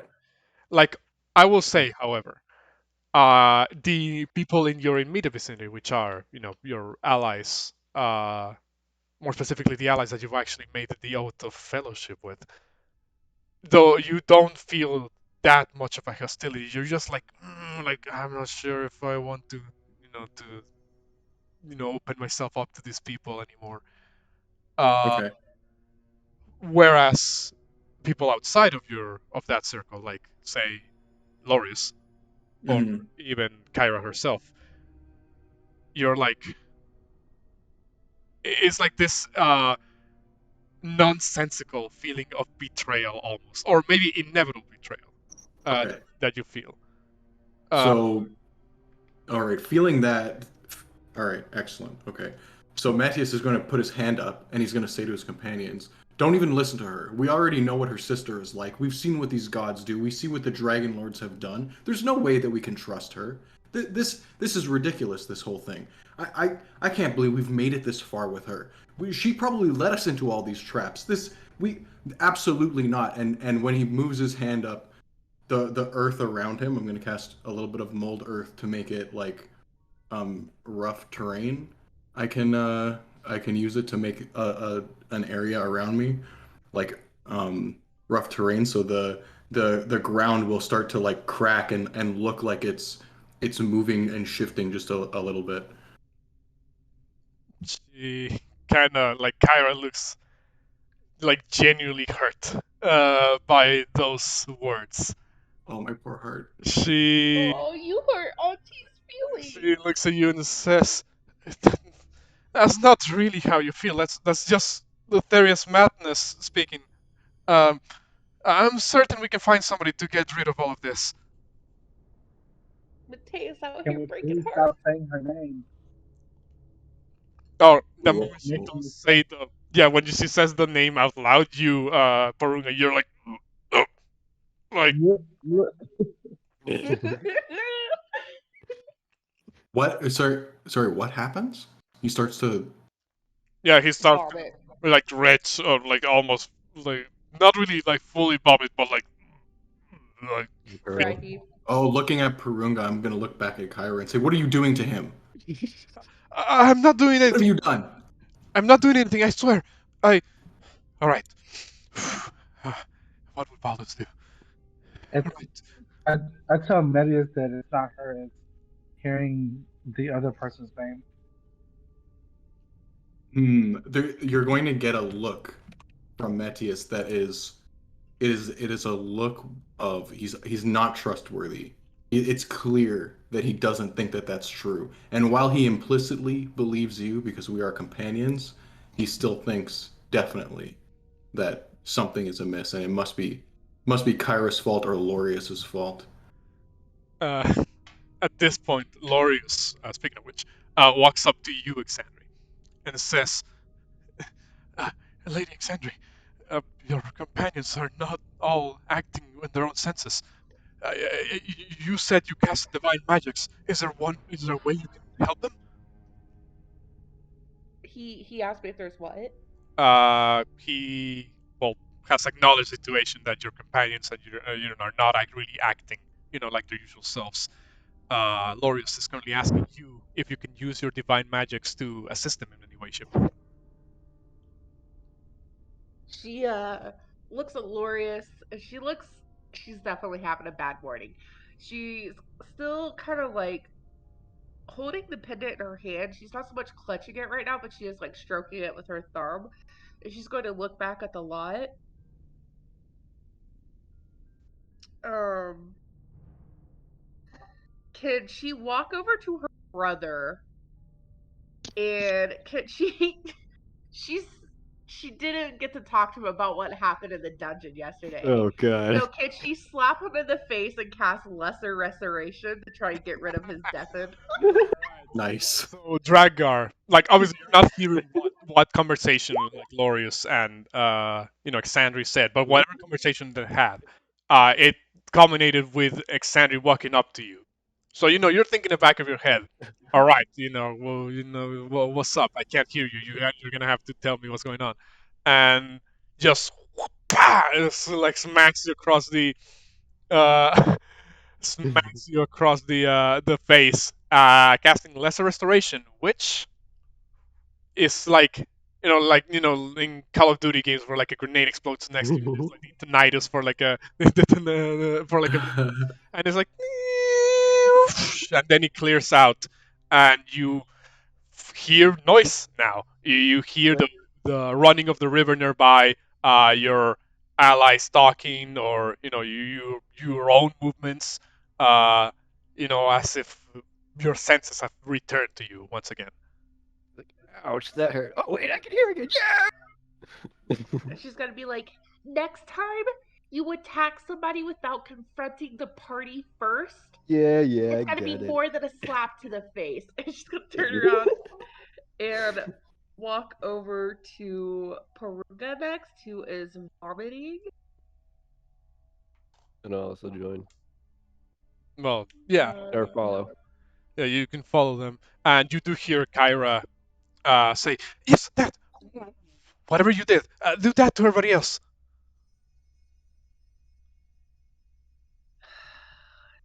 She looks vividly annoyed right now. She's gonna inhale and like exhale, and she's gonna walk over to Porunga, and she's gonna put her hand on the back of his head and cast Lesser Restoration again. All right, you Porunga. Uh, as you're about to probably threw up the breakfast from 2 days ago. You you kind of just feel like the pat on your back, and you no longer feel that churning in your stomach, that horrible nauseating sensation, and just a mere thought of Lutheria interfering with your dreams. Oh my god, thanks. I don't know how much longer I could have lasted. She'll be like, "You're welcome, Porunga. Also, you should definitely voice your voice a lot more. You're a part of this group, and you never really butt in on what we're trying to do as a group." And then she's gonna walk away. Who do you go to And, next? and then she's gonna walk up to Metius, and she's gonna be like, "Metius, I want to share a secret with you, if that's okay." And she's gonna hold out her Absolutely hand. not. This is you've been talking to them seeing you walk away from like Lorius and Kyra, and Kyra's like applauding your actions essentially. I'm gonna start backing up.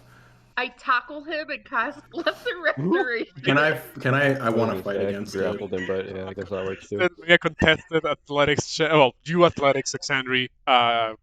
Matthias, you will either be athletics or acrobatics, your choice. Okay. I'll help. So Oh, you're helping restraining Matthias. Fuck yeah, I am.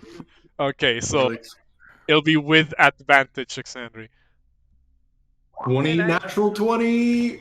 There's no way on this planet I can beat him, so there's no point in rolling.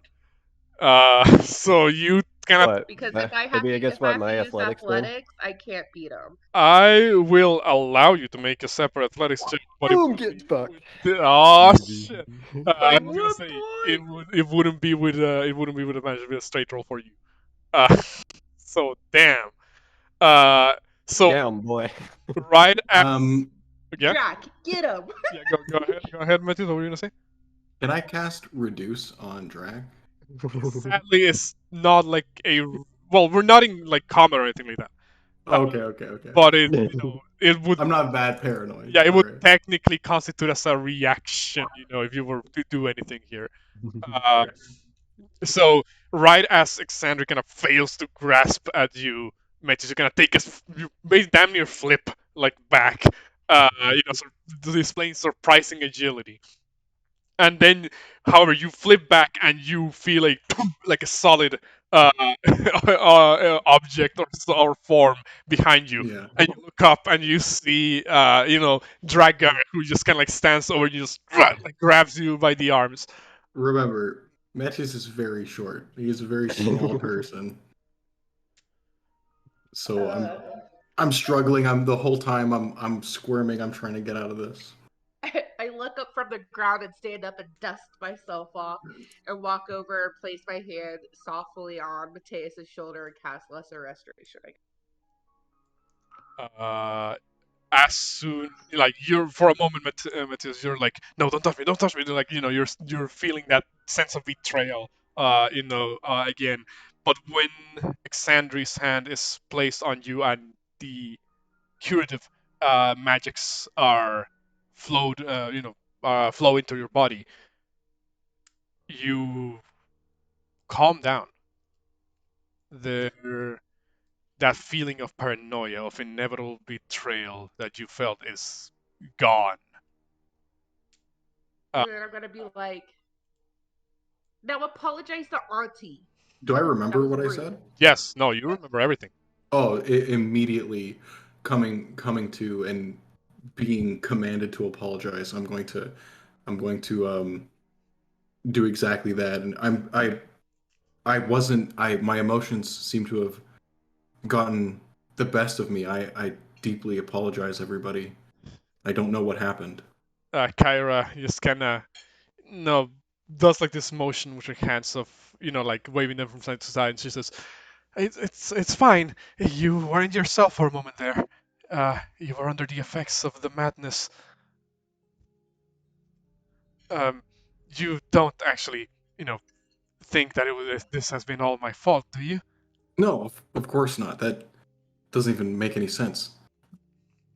All right, good. Of course, I knew that all along. Of course, but well, this is good to know that this event didn't leave any lasting damages on you. Oh god.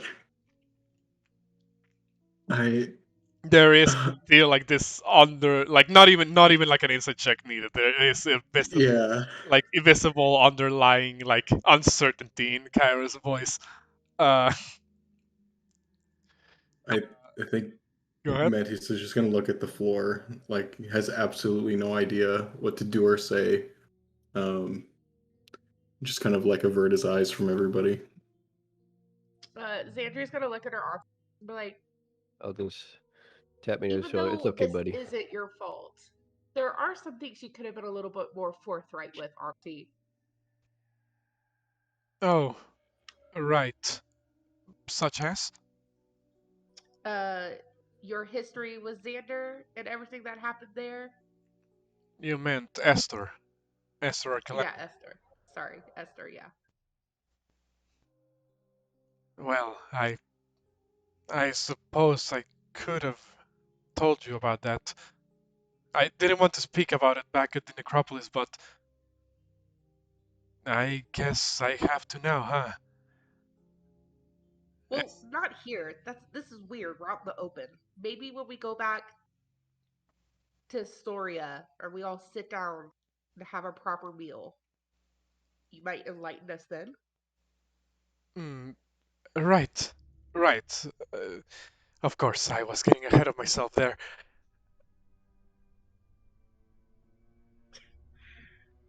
You Are we wouldn't good mind, to go, guys? We're burning daylight.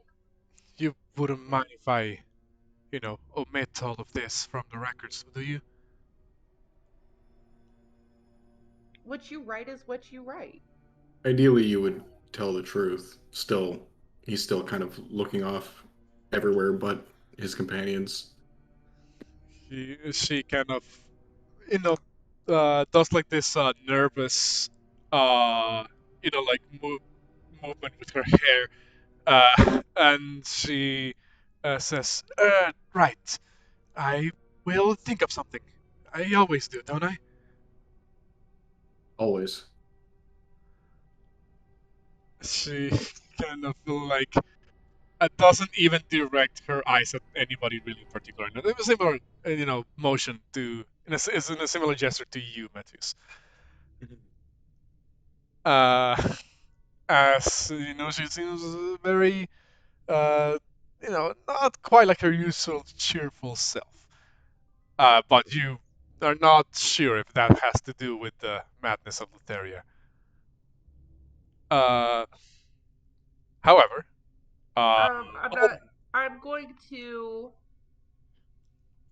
look at the group, and I see that Auntie is not her joyous, bouncy attitude. Who else still be affected?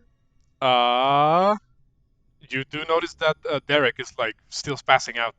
Oh, well, my character clearly is at an impasse, and that she's definitely not helping him if she has to. Well, Um, out of fellowship. let's see. Wait, so he's just having a spaz attack right now. He's not doesn't really have any. I says He's not having a. is more like muscle spasms, tics, tremors, anything of that effect. Yeah, he just has tics. Oh. So like a crackhead. So does Goddamn. It's been too long since his last fix. I think he's been away from what's her name too long. Conversely. Yeah, he's been away from birthday so for too long. It's starting to take Alright. effect on him. I'm gonna use my channel divinity, and I'll gain back a spell slot, and I'm gonna give Auntie Kyra a hug and cast Lesser Restoration. Oh, you cast a restoration on her, but you don't think it removed anything. It seems Just in case. her current mood has nothing to do with with any effect that is affecting her. Well, Wait, I did you didn't just? know. That's where I used my spell. So now it's just Derek and I who have this curse. But his curse, he just has a twitch, and my curse, you guys just don't know of it. I can live with it. Don't worry. For the next 40 hours, by the way. Uh, I'll He's go gonna look. sleep for He's gonna 2 look at days. Derek and be like, "No offense, but you weren't hurled over, vomiting your face out." It's okay.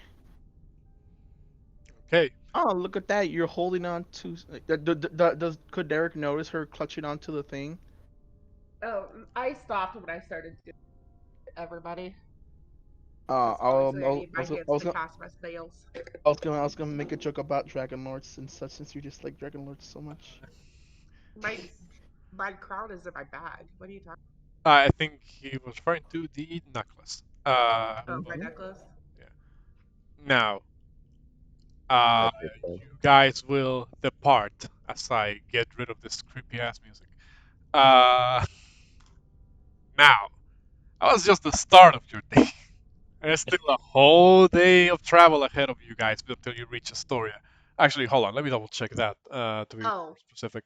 let it be known that if we get to any fucking fights, I have no spells right now. We'll be fine. So you are heading directly back to Astoria, not passing by the Mitchell Mountains, are you? We're going to Astoria first, to recuperate and also to talk to The dwarves. Vulcan Oh in wait, no, never case he mind. needs to go to the mines with us to help reforge the armor that we just got to make him powerful. Okay. So you guys will set out once again. Oh, did anything happen with your locket? Not yet. I will. Don't you worry your head about it. Anyway. Oh no, I'm scared. I was just So let me get rid of Lorius and Kyra off the map. As you guys move through your next day of travel, I'm gonna need somebody to roll me a d20. See if there's Oh any god. encounters along the way. Anybody can do it, really. Just When we get to the spot where we killed the two centaurs, can we stop and do a little prayer? Oh, I'd love to join for that. you. I'll say that would happen, independent of the encounter. Yes, you would be able to run, not run, but like walk over to where the location, Riverside, where you killed the centaurs. Great call. Give me just one moment while I check it out. What number is that? 12? Uh, I'm gonna roll something real quick. Uh, let's see. Pow. Uh, a 53. Okay. Uh-oh. As you're on your way back to, the, to Astoria, you are walking not too far away, from the main road, or probably in the main road, to just kind of keep an eye on everything. You, however, see something in the distance. A gnarly, grisly sight before you. You see what appears to be a very large looking creature with blood soaked patches around its body.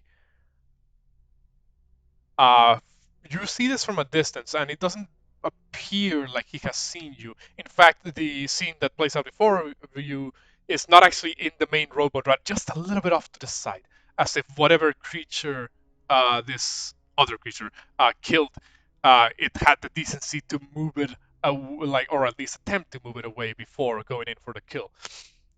The creature itself, from a distance, looks almost avian in nature. Its body, however, is a not completely avian. There is patches of fur, but also feathers at the same time. Oh. You see, however, that is stand upon closer inspection. Upon closer inspection, uh, it appears to be standing over a eviscerated horse. Uh, it is seems like a fresh kill. The blood is still kind of flowing out of the wounds of this horse, and remains of a more humanoid creature lie nearby, a rider perhaps that was on the horseback. Strangely enough, the rider didn't look like a civilian. From the bits and pieces of the body that still remain, you see armored bits, as if this man was carrying around like a decent gear. You see, that the creature is enjoying its feast, and this is how the creature looks like, as I put it on the map. Griffin. Oh goodness. It appears to be some form of griffin. Gryffindor. So far, I will point out, it is off the road, meaning that if you wish to engage with it, it's basically an active detour. Uh, doesn't seem to even, you're not even sure if it has seen you, heard you, or if it just doesn't care that you're approaching. It seems to be quite focused on tearing this horse apart. We probably go around, guys. Yeah. I mean, is there some way that we can? Is there an easy path around? Yes, I mean, you can. It doesn't take too much of a distance to kind of go around the main road and continue on your way. Uh, Well, so, well, what do you guys do? I think Should I we think we have should. waited it out to go or grab the remains of the human and bury him? We You're, we could do that. I did say Or we could just leave. it seemed like a. I did say it did seem like a fairly recent kill. You're not sure how long it'll take for this creature to like fully finish eating the horse. I mean, Do I know of anything griffins might be scared of? Make me a. Actually, are you proficient in nature or history? I'm proficient in history. You can make me a history check. Read books. Nope. You're not sure. Griffins are fairly avid, predators. They're fairly avid predators in their own environment, so you're not quite sure if there's anything really that they fear, outside of, clearly more powerful creatures such as like dragons or the like. Porunga, I go scare it. am proficient in history. I just would I know if there are like if griffin attacks are common? Like if this is like a Witcher scenario where people gotta worry about it and they gotta go hunt their nests down or something. Can also make me a history check. Nope. You're not sure. Like Griffin attacks. I mean, they are avian creatures, so logic dictates they would stick to higher, like areas. Mhm. But it is not unheard of that they go to, lower ground to be able to, to their meals. You're not quite sure if it's like a regular occurrence, however. By that same token, you're also not sure if there's anything, you can, how should I explain this? You're also not quite sure, like similar to how it was for Xander, if like, these things, there would be a reason specific why these things would be like coming down here to Right. to kill things. I'll whisper to the group. Griffins, animals are not as we've seen, they're not exactly my area of expertise. I think we should avoid it. yeah, we should also try to give that whatever's left of a proper. Does anybody have the capabilities of talking to animals? No. Is that something that people can do? Yeah. Yeah, that's like earth magic, Huh. like druids. Maybe we can run into one and Hold up, I think I might have something. Let me double check something. I will do say, we have somebody who could like make illusions Uh, or I will say, for both of your history checks, even if they are pretty low, it is more or less regular common knowledge that griffins enjoy killing horses. Seems one of their preferred meals.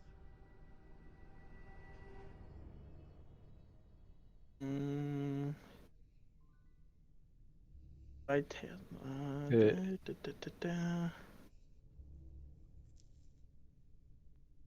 Could I could. Can I? I could cast minor illusion. could he make an illusion of Horse. horse? Maybe, yeah. As it like tries to flock and run away. Or yeah. how big can your illusions get? Oh, Minor illusion at cantrip. yeah, minor illusion is a cantrip. It can only fit images in a 5-foot cube. And even then, they are somewhat static. They don't really have like any Yeah. fancy things. While I appreciate everybody's respect for the dead, not everybody is worth. I wouldn't say that everybody is worth creating possibly more, just to for a chance to bury it. So maybe we just What- leave. We could all just hide and try something really quickly, and then if it doesn't work, leave. I can make a really, really, really loud noise, and I can make it of a predator bigger than a griffin, and in hopes that the griffin might leave, even if it's just briefly. So we Why, can go and why do we want to interact with this thing at all? Question Why mark. not? Yeah. Why not just leave? Let's just leave. We don't care. well, the bodies on the ground looks like it's from someone with a little bit of wealth, correct? Well, I mentioned that it's armored. is a soldier? You know, it's like an armored, or was rather, an armored humanoid. Uh, Roughly kind of looks like a centurion's armor, but you can't quite tell, too, because you're a decent distance away from it. Okay. Just business. We'll hide and try your thing. I will defer to the wisdom of the group. Just let me know what I need to do. My minor illusion can also be a sound as well. Do you? I have a question for the DM. When I use something like mold earth, is it very noisy? It depends on the components. If it has not the one thing is the components, but the other thing is the spell. If the spell has verbal components, that means you say the incantation mostly out loud. I will say more mold earth, like the spell itself. The most it would do, like noise-wise, would be like the sound of like earth moving, like whoosh, like in the localized area that this spell takes effect. Okay. Would I be able to estimate, like, if I wanted to dig a pit for us to hide in with mold earth really quick, if that would make enough noise to startle the griffin or to draw attention? Probably would make a decent amount of noise, especially because if you wanted to make it like a hole that is big for everybody, you'll have to cast it like a couple of A times. few times, yeah. Okay. Right, is there a place where we can hide along the road? I mean, yeah, there's like bushes, rocks, and the like. Like I said, this creature is not like in the middle of the road. It is eating the horse like a little bit off to the side, as if it like swooped in, took the horse, and like flung it like away from the road, and then proceeded to eat it. So theoretically speaking, you could definitely you have plenty of space like in between you and the griffin to like stake out or move around or anything to that effect. All right. How far away can you make your illusion, Derek? Oh, there you go. My illusion can be any sound, really. Could be a lion's roar. It could be me screaming, somebody screaming. Xander was asking how far away you can put your minor illusions. At 30 feet. Is there a tree line within 30 feet of us? There is. Okay. Derek, I'm going to use my spell to make it sound like a very loud, hungry, I'm trying to think if I want to do like an owlbear draft. I'm going to make a very loud noise of a aggressive owlbear over towards the woods. Would you be able to use your minor illusion to make the sound of like trees like bending and cracking? Yes. Nice. Just to Awesome. see if we could scare it away. Okay, then, And then you, if we do scare it away, you know, if you would be able to, I mean, you're gonna get bloody. I apologize. Um, if you and Drac might be able to sprint over there and grab the body and sprint back over here. Do we have Juno go for the body, and then maybe go I could towards you. sit back with you guys in case it goes south and comes, or either one of us stays and one of us goes, or do you think we should both go? Well, Both. we're gonna be hiding over here. The noises are gonna be coming from the tree line over there. You leave the horse. It can come back and eat the horse. That's just nature. Mhm. Yeah, I'm just worried about you guys if We're it turns on fine, you guys. sir. We have Porunga to watch our back with a spell. Lizard Man got us. And then Okay. Porunga, keep a lookout. There we go. All right, so just so I got the plan correctly. You're gonna use a combination between Derek's minor illusion and what spell are you using? Thaumaturgy. And thaumaturgy to make it sound like there's an owlbear in the vicinity nearby Yeah. the griffin. Yeah, like a raging owlbear. Yeah. Okay. In that case, well, so you guys would get into position. You get ready to cast your spells. Like 1, 2, 3. You create the sounds, plural, of the owlbear and the sound of trees cracking.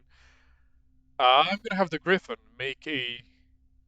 Well, first of all, I need you guys to make both of you to make me a performance check, and Yes. the griffin is going to make an intelligence check. My specialty. Let's go. I'm so afraid to roll because I roll like shit. Let's go. Alright, I'm doing my part. Oh my god. The baby owlbear. Oh, Baby Oh. owlbear. So Jesus. you see, negative? yeah, griffins are not smart. They're like animals basically. Yeah. You see as the griffin, when you hear the weird sort of like owl slash roar combination, that sound that I can't really replicate with my voice, of the owlbird in the Or distance, and the sound of the cracking of trees. You see as the griffin kind of turns his attention over there, tilts his head, in a very bird-like fashion, and then seems to kind of like very quickly with its forward talon-like legs, just kind of digs it into the horse and just kind of takes flight and seems to carry the horse off, leaving behind the armored dead individual on the ground. mission part 2. Go, go, go, go, go. So once go, he go. starts leaving, I'm gonna start running over. After he leaves, I'm gonna start running over there. I'm gonna have Pythor's hammer in my hand just in case I need a throat, and then I'm gonna start sprinting over towards the body. You go over and approach the armored, dead individual on the ground, pool of its own blood. Very gnarly scene, and you notice that now that you're a little bit closer, indeed, this man was dressed like a soldier, like a centurion. Not only that, but what is your passive perception? 12.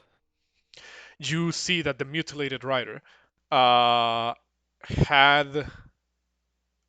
a pouch on him. Well, more of a satchel, really. That seems to be like also covered in blood.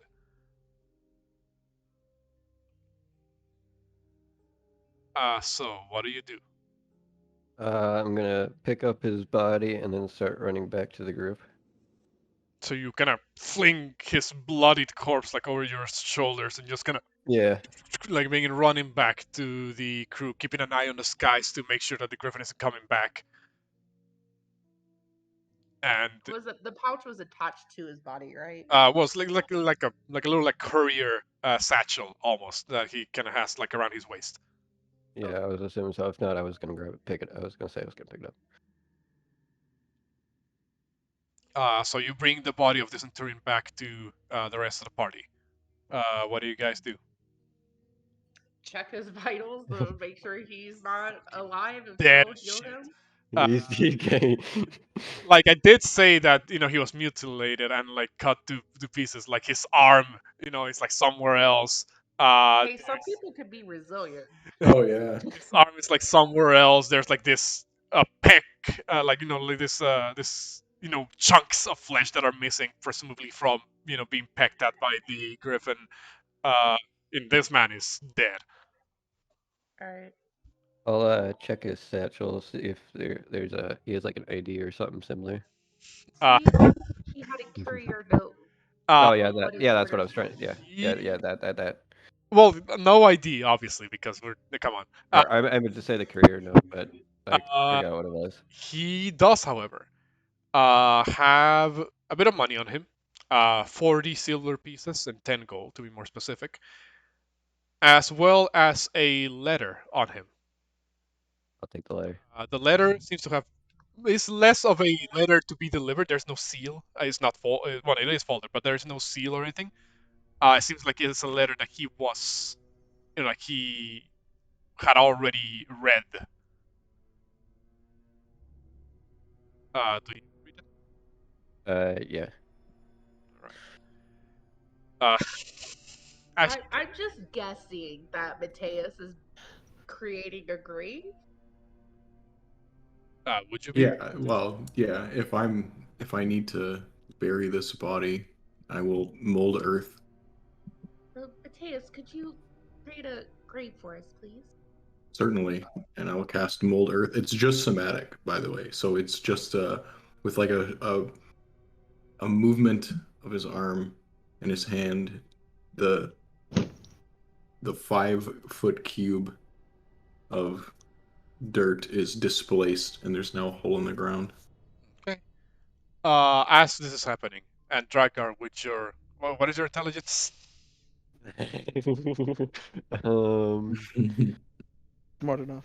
It's -1. With your 8 or 9 intelligence, you can read somewhat. That's a lot of words. Too bad I'm not reading it. There is a keyword there. Snatch it out of my brother's hand and read it. I mean, well, I was gonna say you, Drakgar, you kind of do like, even though it is a little bit difficult for you to read, that you do kind of make out the gist of the letter. This appear to be a written instructions or orders, rather. In general terms, the orders seem to be directed at whoever it was that was carrying this letter, presumably this man. They are orders to find the whereabouts of a group of people that the letter describes as the heroes of the prophecy. Oh. Oh, so sad. Once the whereabouts of these heroes are found, the orders instruct that this man was to return to return and report back to the city of Mitros. You do pick up on something. The signature of the letter seems like it was signed, or at the very least, uh, made upon orders of King Acastus of Mitros. Who So, dat again? Estes Arcalander. That son of a. damn.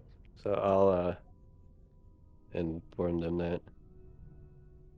that looks like they were trying to find us, and it's signed by King. What was his name? Augustus. Yes. Or it looks like it is Acastus signed by him. of Mitchel? Augustus Gloop. Yeah. Acastus. Well, That is how you spell the name. Thank you. it's unfortunate that he lost his life in the search for us. Are you sure it just says to find our location and to report back? That's what it looks like, and then I'll hand it to her so she can read it to make sure.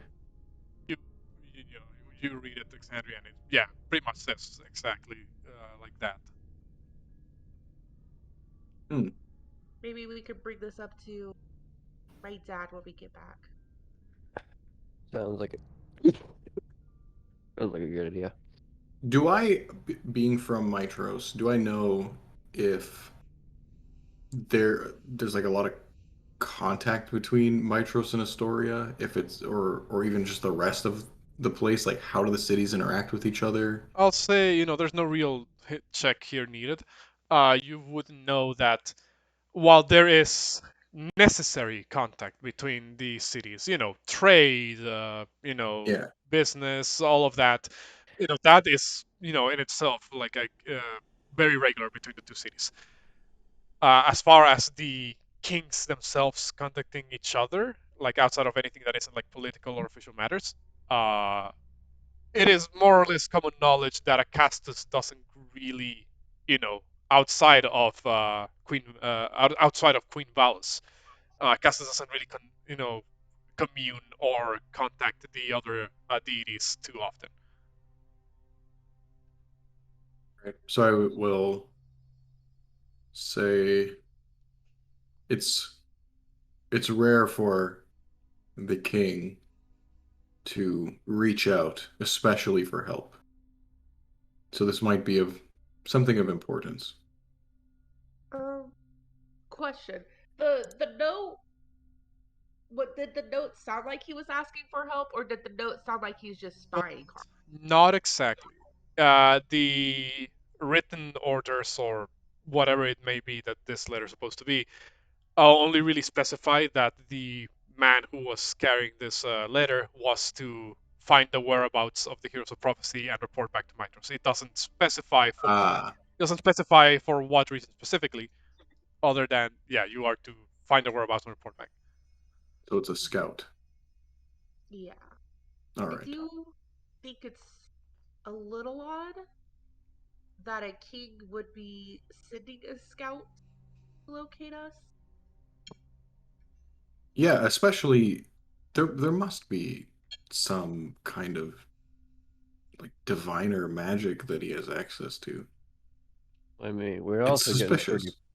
I'm getting pretty caught sure up. he could also just be a decent human being and ask. Something strange. Yeah, it is odd. We'll have to. I think running it by your father is an excellent idea. I mean, it's not like we've been doing all of this in secret. We're not trying to hide. But then again, we're also not trying to make a big deal out of it either. Well, once we decide on what to call ourselves, maybe we can be a little bit more. I'd hate to use the word boisterous, but it's essentially what we might want to do if we're to up our image. let's see what my dad thinks about this note. I have a weird feeling that he might be up to something. I'll Mainly trust your because instincts. Gaius also attacked us on the way to Necropolis, and correct me if I'm wrong, Gaius is forming the Dragonlords in Mitros. Fake It's possible. ones, I say. So this is just a nothing to back this up at all. It's just me speaking. What if King Acostus uh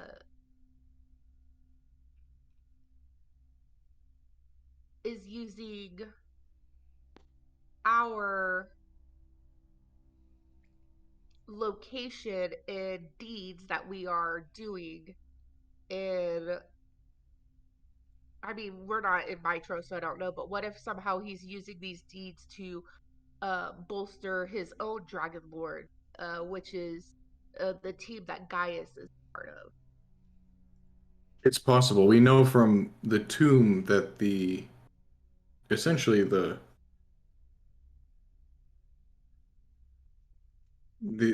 nicest, for lack of a better term, Archelander, their tomb was simply something matter of fact. All of the rest of them seem to be nightmare paintings. So just going off of that, if he's anything like his ancestors, we might be worried about this. True. Anyways, let's finish burying him and continue on, Certainly. just in case the Griffin decides to make a swoop back for the second part of its meal. Good point. Okay. And I'll be keeping watch for the griffin. Smart. Alright, quick cutscene, quick. So, I will say, the Griffin doesn't actually come back. Or rather, it seems to kind of, by the time you do see the silhouette of what you believe to be the Griffin flying overhead, it seems to just do like a couple of circles around the area and then go back the way it came. Strangely enough, there was no sight of the horse that it was carrying the second when he came back.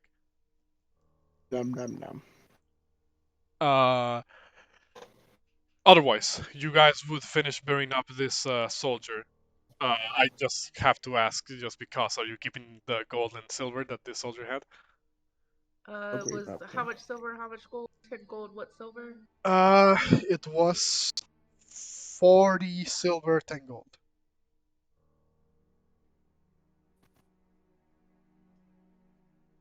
I mean,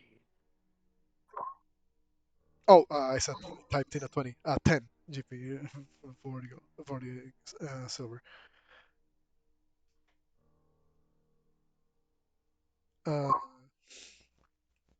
So, well, do you guys keep it? If so, you can split it amongst yourselves, or align it however you wish.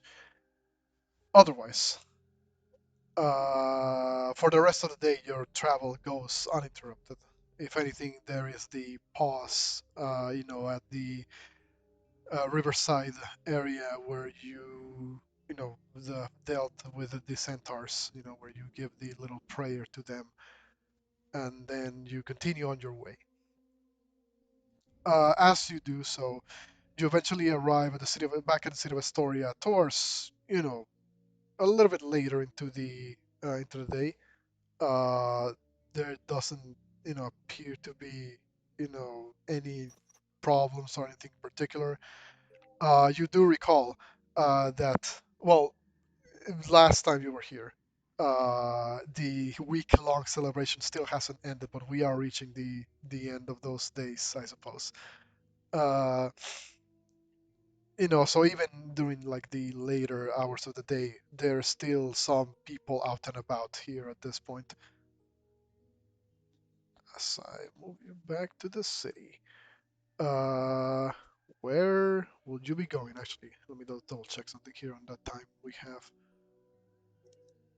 Oh yeah, I forgot the recording had to be split up. But I do believe we might be reaching like our end time very soon. Yeah. Fortunate. Hold on, let me double check. Well, I mean, if you guys want, we could pause it here and get to your business in Astoria next session if you wish. Right here would be a good pause. I got a shower, get ready for. Okay. Okay. In that case, I'll I got. move you to Astoria. And as you guys reach the northern gates of Astoria and enter the city, and well, like I mentioned before, you do see like a lot of people out and about. That is where we'll end the session for the time being. Sorry about all of the technical issues we had at this session. I'm not sure how all of that started happening because usually, well, my computer does slow down a little bit with OBS and Roll20 running in the background. It doesn't do it to the same extent that it did today usually. Really apologize for that, y'all. I'm gonna see if I can, probably speed up my computer or something.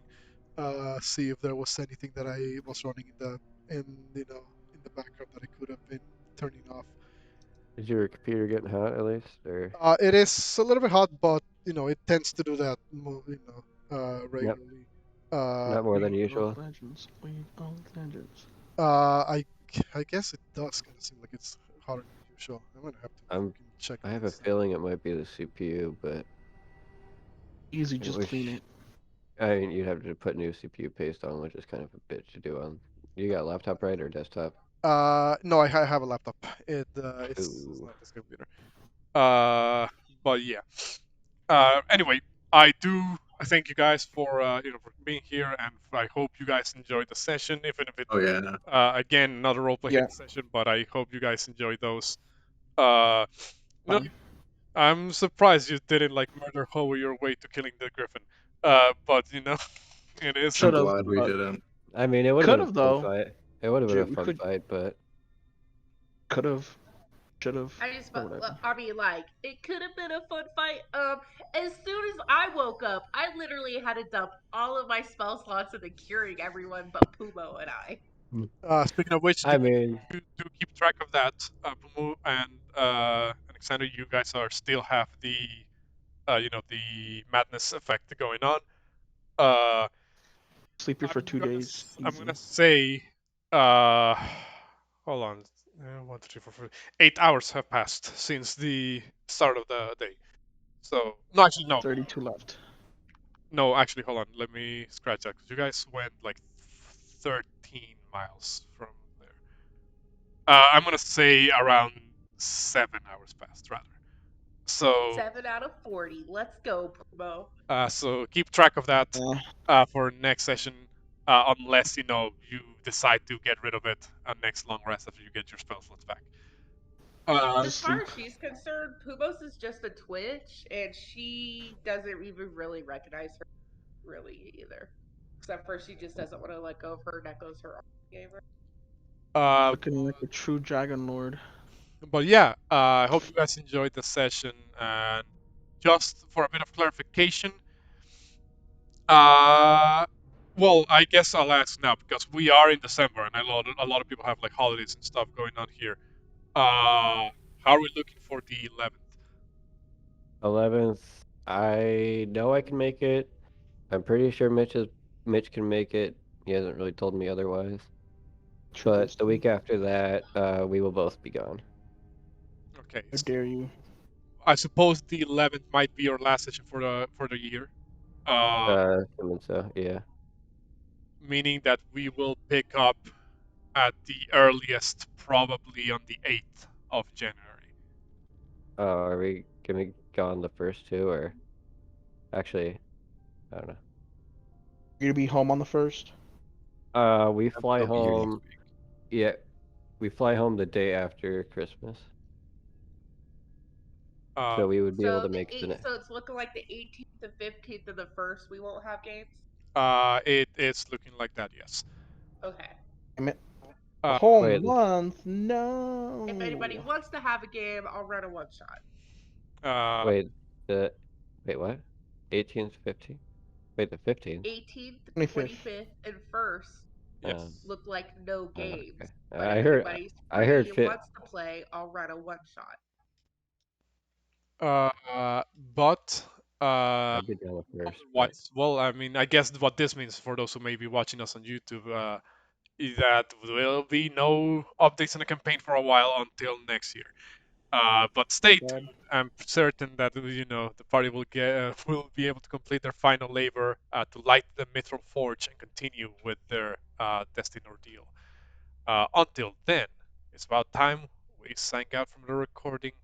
Be sure to like and subscribe, all that jazz, and we shall see you whenever we see you.